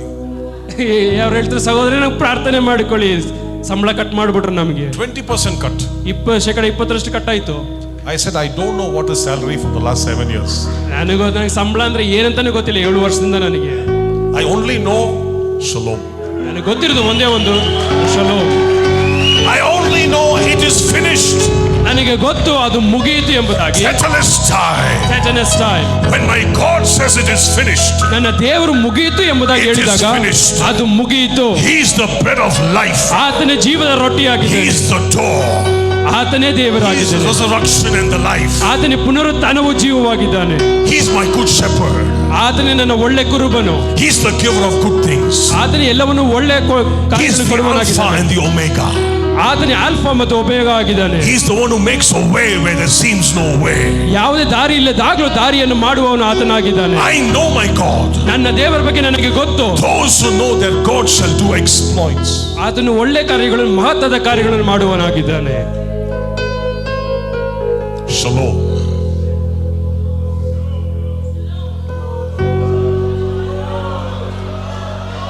Ephesians 1 verse 3. ಎಫೆಸದವರಿಗೆ ಬರೆದ ಪತ್ರಿಕೆ 1:3. We are talking about what happens when Jesus cried, it is finished. ನಾವು ಮಾತನಾಡಲಿದ್ದೇವೆ ಯೇಸು ಹಾಗೆ ಹೇಳಿದಾಗ ಏನಾಯಿತು ಎಂಬುದಾಗಿ. Blessed be the God and Father of our Lord Jesus Christ. ನಮ್ಮ ಕರ್ತನಾದ ಯೇಸು ಕ್ರಿಸ್ತನ ದೇವರು ತಂದೆಯಾಗಿರುವ ಆತನಿಗೆ ಸ್ತೋತ್ರ. Who has blessed us with every spiritual blessing. ಆತನು ಪರಲೋಕದಲ್ಲಿನ ಸಕಲ ಆತ್ಮೀಯ ವರಗಳನ್ನು ನಮಗೆ ಕ್ರಿಸ್ತ ಯೇಸುವಿನಲ್ಲಿ ಅನುಗ್ರಹಿಸಿದ್ದಾನೆ. Blessed us. ಆಶೀರ್ವದಿಸಿದ್ದಾನೆ. Not will bless us. ಆಶೀರ್ವದಿಸುತ್ತಾನೆ ಅಲ್ಲ, blessed us. ಆಶೀರ್ವದಿಸಿದ್ದಾನೆ. Because now Paul is writing. ಪೌಲನು ಇಲ್ಲಿ ಬರೀತಾ ಇದ್ದಾನೆ. He is after the cross. ಅವನು ಶಿಲುಬೆ ನಂತರ ಬಂದವನು. He is looking back at that point of the cross and he knows it is tetelestai and therefore he writes, blessed us. ಅವನು ವರ್ತಮಾನ ಕಾಲದಲ್ಲಿ ನೋಡಿ ಶಿಲುಬೆಯನ್ನು ನೋಡಿ ಬರ್ತಾನೆ. ಅದು ಮುಗಿದ ಕಾರಣದಿಂದ ನಾನು ಆಶೀರ್ವದಿಸಲ್ಪಟ್ಟಿದ್ದೇನೆ. ಅದು ಟೆಟೆನೆಸ್ಟೈ. Because he understood that it happened 2000 years ago, but when I speak it, the power is now. ನನಗೆ ಗೊತ್ತು ಅದು 2000 ವರ್ಷಗಳ ಮುಂಚೆ ನಡೀತು, ಆದರೆ ನನಗೆ ಮಾತನಾಡುವಾಗ ಅದು ಈಗಲೂ ಕಾರ್ಯ ಮಾಡುತ್ತದೆ. Blessed us. ಆತನು ಆಶೀರ್ವದಿಸಿದನು. Blessed us. ಆಶೀರ್ವದಿಸಿದನು. If he's blessed us, ಆತನು ನಮ್ಮನ್ನು ಆಶೀರ್ವದಿಸಿರುವುದು ನಿಜವಾದರೆ, what are you asking the Lord? Bless me, bless me. ಏನ್ ಕೇಳ್ತಾ ಇದ್ದೀರಾ? ಆಶೀರ್ವದಿಸು, ಆಶೀರ್ವದಿಸು ಎಂಬುದಾಗಿ. You see, the devil wants you to know you have to do something to receive that blessing. ಸೈತಾನ್ ನಿಮ್ಮನ್ನ ಹೆಂಗ್ ವಂಚನೆ ಮಾಡ್ತಾ ಇದ್ದಾನೆ, ನೀನು ಏನೋ ಮಾಡಬೇಕು ಅವಾಗಲೇ ಏನು ಪಡೆದುಕೊಳ್ಳಲು ಸಾಧ್ಯ ಎಂಬುದಾಗಿ. That's why he says you must do something somehow to ask him to bless you. ಆದ್ರಿಂದ ಅವನು ಹೇಳ್ತಾನೆ, ನೀನು ಏನಾದ್ರೂ ಮಾಡಿ ದೇವರಿಂದ ಏನೋ ಪಡೆದುಕೊಳ್ಳಬಿಡು ಅಂತ ಹೇಳ್ತಾನೆ. He has blessed us. ಆತನು ಆವಾಗಲೇ ನಮ್ಮನ್ನು ಆಶೀರ್ವದಿಸಿದ್ದಾನೆ. He has blessed us. ದೇವರು ನಮ್ಮನ್ನು ಆಶೀರ್ವದಿಸಿದ್ದಾನೆ. With every spiritual blessings. ನೀವು ಎಲ್ಲಾ ವಿಧವಾದ ಆಶೀರ್ವಾದಗಳನ್ನು, every spiritual blessings. ಎಲ್ಲ ಆತ್ಮಿಕ ಆಶೀರ್ವಾದಗಳು. You are blessed. ನೀವು ಆಶೀರ್ವದಿಸಲ್ಪಟ್ಟಿದ್ದೀರಾ. You see, we will change the way we pray. ನಾವು ಪ್ರಾರ್ಥನೆ ಮಾಡಬೇಕಾದ ವಿಧಾನವನ್ನು ಬದಲಾಯಿಸಬೇಕು. Lord, please bless me, Lord. ದೇವರೇ ನನ್ನನ್ನು ಆಶೀರ್ವದಿಸು. The Lord says, listen to the word. ವಾಕ್ಯಕ್ಕೆ ಗಮನ ಕೊಡಿರಿ. Blessed you are blessed. ನೀವು already ಆಶೀರ್ವಿಸಲ್ಪಟ್ಟಿದ್ದೀರಾ. So there are only two ways to pray. ಅಲ್ಲಿ ಎರಡು ವಿಧಗಳಿಲ್ಲ ಪ್ರಾರ್ಥನೆ ಮಾಡಲು. Oh, thank you Jesus, I am blessed. ಹೇಳಬೇಕು, ದೇವರೇ ಸ್ತೋತ್ರ, ನಾನು ಆಶೀರ್ವಿಸಲ್ಪಟ್ಟಿದ್ದೇನೆ. I am blessed, I want to thank you. ನಾನು ಧನ್ಯವಾದ ಹೇಳುತ್ತೇನೆ, ಆಶೀರ್ವಿಸಲ್ಪಟ್ಟಿದ್ದೇನೆ. And the number two, prayer. ಎರಡನೇದು, open my eyes to see the blessings. ನನ್ನ ಕಣ್ಣುಗಳನ್ನು ತೆರೆ ಆಶೀರ್ವಾದ ನೋಡುವ ಹಾಗೆ. That's all. Blessed us with every spiritual blessings ಪರಲೋಕದ ಸಕಲ ಆತ್ಮೀಯ ವರಗಳನ್ನು in the heavenly places in Christ. ಆತನಲ್ಲಿ ಪರಲೋಕದಲ್ಲಿ ಆಶೀರ್ವದಿಸಿದ್ದಾರೆ. What happened in Christ? ಕ್ರಿಸ್ತನಲ್ಲಿ ಏನಾಯಿತು? Listen to me please. ಕೇಳಿ, ನನ್ನನ್ನು ಕೇಳಿ. What happened in Christ? ಯೇಸು ಕ್ರಿಸ್ತನಲ್ಲಿ ಏನಾಯಿತು? It is tetelestai. ಅದು ಟೆಟೆನಸ್ಟೈ In Christ. ಕ್ರಿಸ್ತನಲ್ಲಿ. It is done. It is done. ಅದು ಮುಗಿಯಿತು. Did you understand? ಅರ್ಥ ಆಯ್ತಾ? It is in Christ. ಅದು ಕ್ರಿಸ್ತನಲ್ಲಿ. What happened in Christ? ಯೇಸು ಕ್ರಿಸ್ತನಲ್ಲಿ ಏನಾಯಿತು? Tetelestai. ಟೆಟೆನಸ್ಟೈ. It is paid. ಅದು ಮುಗಿಯಿತು, ದರ ಕೊಟ್ಟಾಯಿತು, ಶುಲ್ಕ ಕೊಟ್ಟಾಯಿತು. The blessing is done. ಆಶೀರ್ವಾದ ಮುಗಿಯಿತು. You are already blessed. ನೀವು ಯಾವಾಗಲೇ ಆಶೀರ್ವದಿಸಲ್ಪಟ್ಟಿದ್ದೀರಾ. Please bless me. ದೇವರೇ ಆಶೀರ್ವದಿಸು. You are blessed. ನೀವು ಆಶೀರ್ವದಿಸಲ್ಪಟ್ಟಿದ್ದೀರಾ. Oh God, I don't see a blessing. ದೇವರನ್ನ ಆಶೀರ್ವಾದ ನೋಡಲು ಸಾಧ್ಯವಾಗುತ್ತಿಲ್ಲ. You are blessed. ಆಶೀರ್ವದಿಸಲ್ಪಟ್ಟಿದ್ದೀರಾ. But you must learn of Christ to know you are blessed. ನೀವು ಯೇಸು ಕ್ರಿಸ್ತನನ್ನು ಅರಿತುಕೊಳ್ಳಬೇಕು, ಯಾಕಂದ್ರೆ ಆಶೀರ್ವಾದ ತಿಳಿದುಕೊಳ್ಳುವ ಹಾಗೆ. So right now, let's do a very quick exercise before we close. ನಾವು ಮುಗಿಸೋದಕ್ಕೆ ಮುಂಚೆ ಒಂದು ಚಿಕ್ಕ ಕಾರ್ಯವನ್ನು ಮಾಡೋಣ. Whatever your problem is that you are finding in your life, ನಿಮ್ಮ ಜೀವಿತದಲ್ಲಿ ಯಾವುದೋ ಒಂದು ಕಾರ್ಯವಿರಬಹುದು, I'm ಸಮಸ್ಯೆ going ಇರಬಹುದು. to give you a few words, compare with that and change the way you pray. ನಾನು ಕೊಡುವ ಕೆಲವೊಂದು ವಾಕ್ಯಗಳಿಗೆ ಅದನ್ನು ಸಂಬಂಧಪಡಿಸಿ ನೀವು ಪ್ರಾರ್ಥನೆ ಮಾಡುವ ವಿಧವನ್ನು ಬದಲಾಯಿಸಿಕೊಳ್ಳಿ. Oh brother, I am not accepted by anybody. ನೀವು ಪ್ರಾರ್ಥನೆ ಮಾಡುವುದು ಯಾರು ನನ್ನನ್ನು ಅಂಗೀಕರಿಸಿಕೊಳ್ಳುತ್ತಿಲ್ಲ ಎಂಬುದಾಗಿ. Oh, nobody loves me. ಯಾರು ನನ್ನನ್ನು ಪ್ರೀತಿಸುತ್ತಿಲ್ಲ ಎಂಬುದಾಗಿ. Verse 4. 4ನೇ ವಾಕ್ಯ. He chose us in him. ಜಗದುತ್ಪತ್ತಿಗಿಂತ ಮುಂಚೆ ಕ್ರಿಸ್ತನಲ್ಲಿ ಆರಿಸಿಕೊಂಡನು. Okay, please one more time. Nobody accepting me, nobody loves me. ನೀವು ಕೇಳಬಹುದು, ಯಾರು ನನ್ನ ಪ್ರೀತಿಸುತ್ತಿಲ್ಲ, ಯಾರು ನನ್ನನ್ನು ಅಂಗೀಕರಿಸಿಕೊಳ್ಳುತ್ತಿಲ್ಲ ಎಂಬುದಾಗಿ. What is heaven telling you right now? ಆದರೆ ಪರಲೋಕ ಏನು ಹೇಳ್ತಾ ಇದೆ? You are chosen. ನೀವು ಆರಿಸಲ್ಪಟ್ಟವರು. You are chosen. ನೀವು ಆರಿಸಲ್ಪಟ್ಟವರು. Not to be chosen. No, chosen. ನೀವು ಆರಿಸಲ್ಪಡುವವರಲ್ಲ, ಆರಿಸಲ್ಪಟ್ಟವರು. When did he choose you? ಯಾವಾಗ ಆರಿಸಲ್ಪಟ್ಟರು? Not after you started coming to church. ನೀವು ಸಭೆಗೆ ಬಂದ ನಂತರವಲ್ಲ. Even before the foundation. ಪ್ರಪಂಚ ಅಡಿಪಾಯದ ಮುಂಚೆನೆ ನಿಮ್ಮನ್ನು ಆರಿಸಲ್ಪಟ್ಟವರು. I am loved by the heavenly Father. ನಾನು ಪ್ರಿಯನು, ಪ್ರೀತಿಸಲ್ಪಟ್ಟವನು. Amen. It doesn't matter whether you love me or not. I love if you love me, but if you don't love me, there's a heavenly Father who loves you. ನೀವು ನನ್ನ ಪ್ರೀತಿ ಮಾಡಿದ್ರೋ ಇಲ್ವೋ ಅದು ನನ್ನ ಮುಖ್ಯ ಅಲ್ಲ. ನೀವು ಮಾಡದೇ ಇದ್ರು ಪರಲೋಕ ನನ್ನ ಪ್ರೀತಿ ಮಾಡ್ತದೆ. Number 2. ಎರಡನೇದು, I'm an orphan. ನಾನು ಒಬ್ಬ ದರಿದ್ರನು, ಧಿಕ್ಕರಿಸಲ್ಪಟ್ಟವನು. I'm an orphan. ನಾನು ಒಬ್ಬ ಅನಾಥನು. I don't have no place to go. ನನಗೆ ಇರಲು ಸ್ಥಳವಿಲ್ಲ. Verse number 5. 5ನೇ ವಾಕ್ಯ. Having predestinated us to adoption as sons. ಆತನು ತನ್ನ ಕೃಪೆಯನ್ನು ಪ್ರಖ್ಯಾತಿಗೆ ತರಬೇಕೆಂದು ನಮ್ಮನ್ನು ಕ್ರಿಸ್ತ ಯೇಸುವಿನ ಮೂಲಕ ತನ್ನ ಪುತ್ರರಾಗಿ ಸ್ವೀಕರಿಸುವುದಕ್ಕೆ.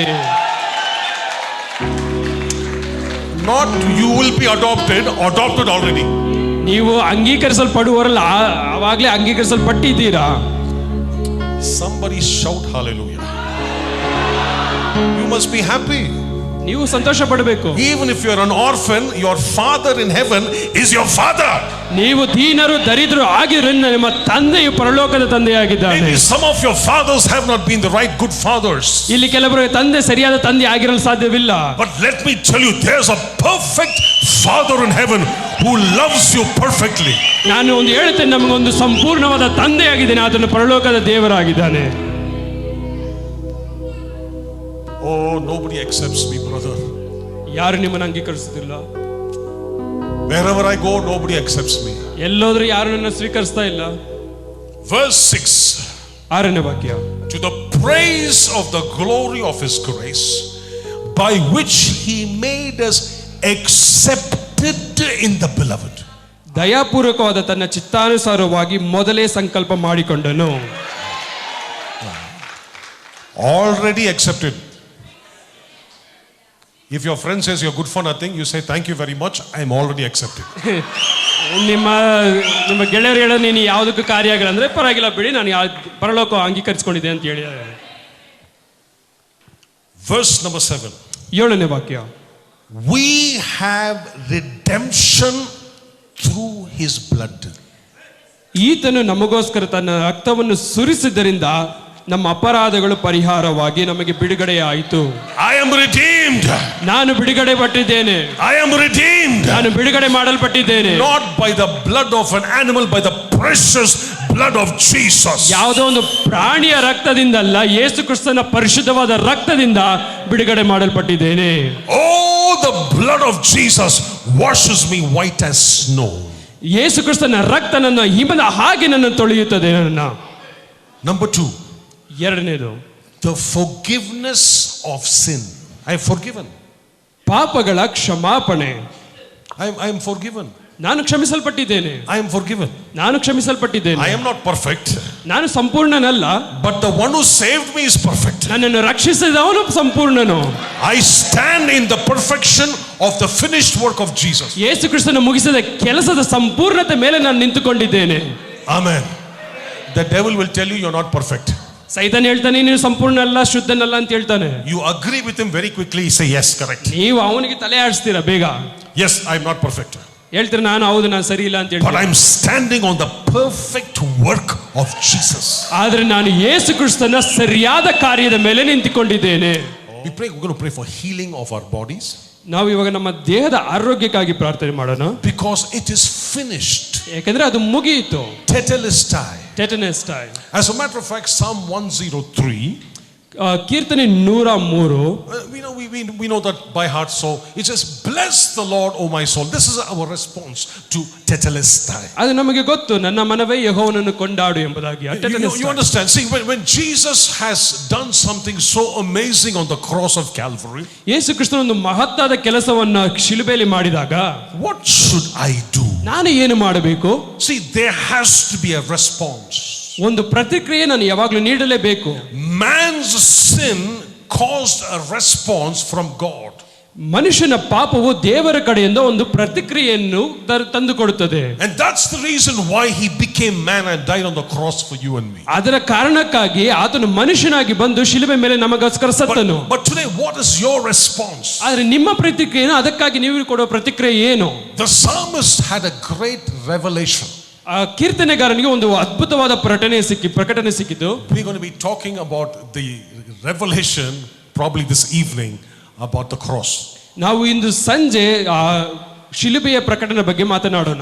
But he said he looked to the future. ಆತನು ಭವಿಷ್ಯದಲ್ಲಿ ನೋಡಿ, because the cross has got the power to bridge the past, bring it to the present, take the future, bring it to the present and mix both and cause power to flow in your life. ಆ ಶಿಲುಬೆಗೆ ಎಷ್ಟು ಶಕ್ತಿ ಎಂದರೆ ಪೂರ್ವದಿಂದ ಎಲ್ಲಾ ಕಾರ್ಯಗಳನ್ನು ತೆಗೆದು ಮತ್ತೆ ಭವಿಷ್ಯದಿಂದ ಕಾರ್ಯಗಳನ್ನು ತೆಗೆದು ಮಧ್ಯದಲ್ಲಿ ಇಟ್ಟು ಅಲ್ಲಿ ಆ ಶಕ್ತಿಯನ್ನು ಹೊರಪಡಿಸುವ ಶಕ್ತಿ ಆ ಶಿಲುಬೆಗೆ ಇತ್ತು. That's why the psalmist has got a great revelation. ಆದ್ದರಿಂದ ಕೀರ್ತನೆಗಾರನಿಗೆ ಒಂದು ಪ್ರಕಟಣೆ ಸಿಕ್ಕಿತು. He was before the cross. ಅವನು ಶಿಲುಬೆಗೆ ಹಿಂದೆಯಿಂದ ಬಂದವನು. But he looked ahead and he saw the work of the cross. ಅವನು ಭವಿಷ್ಯದಲ್ಲಿ ಶಿಲುಬೆಯನ್ನು ನೋಡಿ ಅವನು ಮಾತನಾಡುತ್ತಾನೆ. Oh, that's something else. That's something different. Did you know that? ನಿಮ್ಗೆ ಅರ್ಥ ಆಯ್ತಾ? You can actually go grab something and bring it to the now. ನೀವು ಮುಂದೆ ಭವಿಷ್ಯದಲ್ಲಿ ಹೋಗಿ ಯಾವುದೋ ಒಂದು ತೆಗೆದುಕೊಂಡು ಬರಬಹುದು, ಗೊತ್ತಾ ನಿಮ್ಗೆ? We'll talk about that later. I think I don't want to overload you today. ಅದು ನಂತರ ಮಾತನಾಡೋಣ. But the response of the psalmist was this. ಕೀರ್ತನೆಗಾರನ ಪ್ರತಿಕ್ರಿಯೆ ಹೀಗಾಗಿತ್ತು. He says, "Bless the Lord, O my soul." ನನ್ನ ಮನವೇ ಯೆಹೋವನನ್ನು ಕೊಂಡಾಡು. Because he says, it is finished. ಯಾಕಂದ್ರೆ ಅದು ಮುಗಿಯಿತು. It is done. ಅದು ಮುಗಿಯಿತು. My sin problem taken care. ನನ್ನ ಪಾಪದ ತೊಂದರೆ ತೆಗೆದುಕೊಂಡ್ರು. My body has been healed. ನನ್ನ ದೇಹವು ಆರೋಗ್ಯವಾಯಿತು.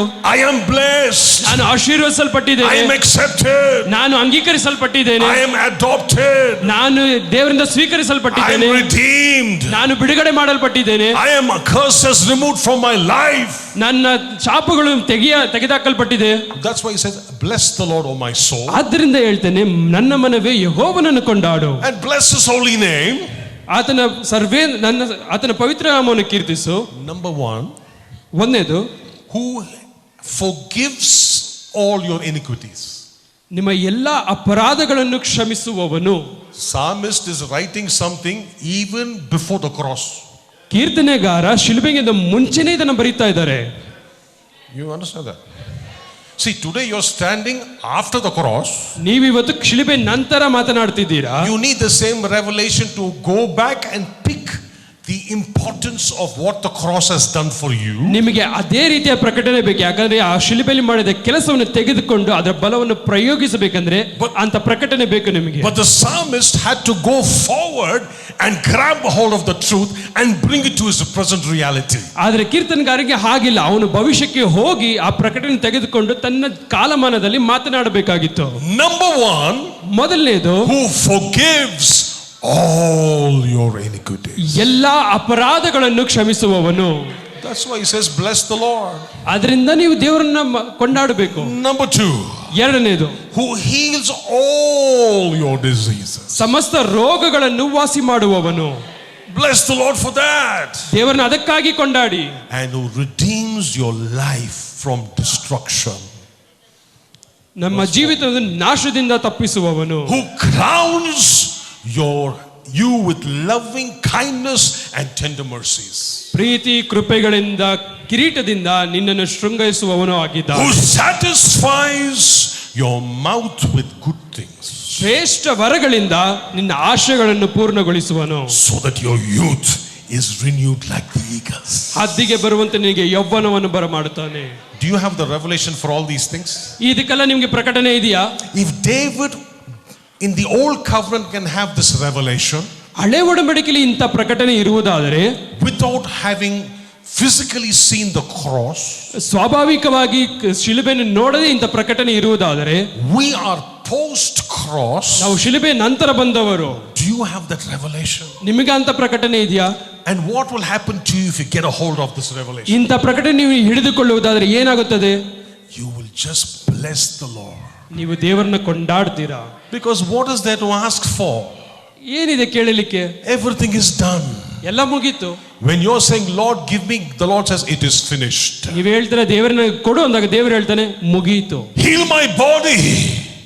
Heal my body. ನನ್ನ ದೇಹವನ್ನು ಸ್ವಸ್ಥ ಮಾಡು. Jesus says, it is finished. ಯೇಸು ಹೇಳ್ತಾನೆ ಅದು ಮುಗೀತು. 1 Peter 2:24 says, 1 ಪೇತ್ರ 2:22 ಹೇಳ್ತದೆ. 24 by the stripes of Jesus we were healed. ಆತನ ಬಾಸುಂಡೆಗಳಿಂದ ನಾವು ಗುಣವಾದೆವು. Peter looking back, ಪೇತ್ರನು ಹಿಂದೆ ನೋಡಿ we were healed. ಅವನು ಹೇಳ್ತಾನೆ ನಾವು ಸುಖವಾಗಿದೆ ನಮಗೆ. Isaiah 53 looking forward, you will be healed. ಯೆಶಾಯ 53 ಹೇಳ್ತಾರೆ ಭವಿಷ್ಯದಲ್ಲಿ ನೋಡಿ ಹೇಳ್ತಾರೆ ನಾನು ಗುಣವಾಗಿದ್ದೇನೆ ಎಂಬುದಾಗಿ. What is your response? ನಿಮ್ಮ ಪ್ರತಿಕ್ರಿಯೆ ಏನು? Stand to your feet, let me pray and we'll close. ನೀವೆಲ್ಲರೂ ಎದ್ದು ನಿಂತು ಪ್ರಾರ್ಥಿಸೋಣ. Hallelujah. Come on, lift your voices. Begin to pray, begin to pray. And I'm telling you something is happening this day.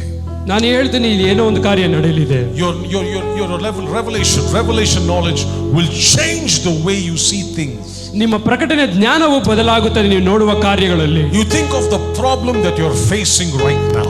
ನೀವು ಯಾವುದೇ ವಿಧವಾದ ಕಷ್ಟಗಳನ್ನು ಅನುಭವಿಸುತ್ತಿರಬಹುದು. All this is already covered when Jesus Christ cried, it is finished. ಈ ಎಲ್ಲಾ ಕಾರ್ಯಗಳು ಯೇಸು ಕ್ರಿಸ್ತನು ಮುಗಿಯಿತು ಎಂದು ಹೇಳಿದಾಗ ಇದೆಲ್ಲವೂ ಸಂಪೂರ್ಣವಾಗಿ ಬದಲಾಯಿತು. Any problem represented here has been taken care because Jesus cried, it is finished. ನಿಮ್ಮ ಜೀವಿತದ ಯಾವುದೇ ಕಾರ್ಯಗಳು ಆಳ್ವಿಕೆ ಮಾಡಿದರೂ ಸಹ ಯೇಸು ಕ್ರಿಸ್ತನು ಅದನ್ನು ಮುಗಿಸಿದ್ದಾನೆ. Come on, lift your voices and pray. Lift your voices and begin to pray. ನಿಮ್ಮ ಧ್ವನಿಯನ್ನು ಎತ್ತಿ ದೇವರನ್ನು ಆರಾಧಿಸಿ. Come on, hallelujah. It is finished. It is finished. ಎಲ್ಲವೂ ಮುಗಿಯಿತು. It is finished. ಎಲ್ಲವೂ ಮುಗಿಯಿತು. It is finished. ಎಲ್ಲವೂ ಮುಗಿಯಿತು. It is finished. ಎಲ್ಲವೂ ಮುಗಿಯಿತು. It is finished. It is finished. ಎಲ್ಲವೂ ಮುಗಿಯಿತು. Anybody sick? Just lift your hands right now. ಕೈಗಳನ್ನೆತ್ತಿ. Anybody sick in your body? ಯಾರಿಗಾದ್ರೂ ರೋಗ ಇರುವುದಾದರೆ just lift your hands for a minute. ನಿಮ್ಮ ಕರಗಳನ್ನೆತ್ತಿ. It is already finished. ಅದು ಆಗಲೇ ಮುಗಿದೋಯ್ತು. In the name of Jesus Christ, ಯೇಸು ಕ್ರಿಸ್ತನ ನಾಮದಲ್ಲಿ I decree pain out of your body. ನನ್ನ ನೋವನ್ನು ದೇಹದಿಂದ ಹೊರಗೆ ಹೋಗುವಾಗೆ ಕಟ್ಟಲೆ ಇಡುತ್ತಾ ಇದ್ದೇನೆ. Every sickness, every disease out of your body. ಎಲ್ಲ ವಿಧವಾದ ರೋಗಗಳನ್ನು ದೇಹವನ್ನು ಬಿಟ್ಟು ಹೋಗಲಿ. Be free now. ಬಿಡುಗಡೆಯಾಗಲಿ. It is finished. ಎಲ್ಲವೂ ಮುಗಿಯಿತು. It is finished. ಎಲ್ಲವೂ ಮುಗಿಯಿತು. It is finished. ಎಲ್ಲವೂ ಮುಗಿಯಿತು. It is finished. ಮುಗಿಯಿತು. Hallelujah.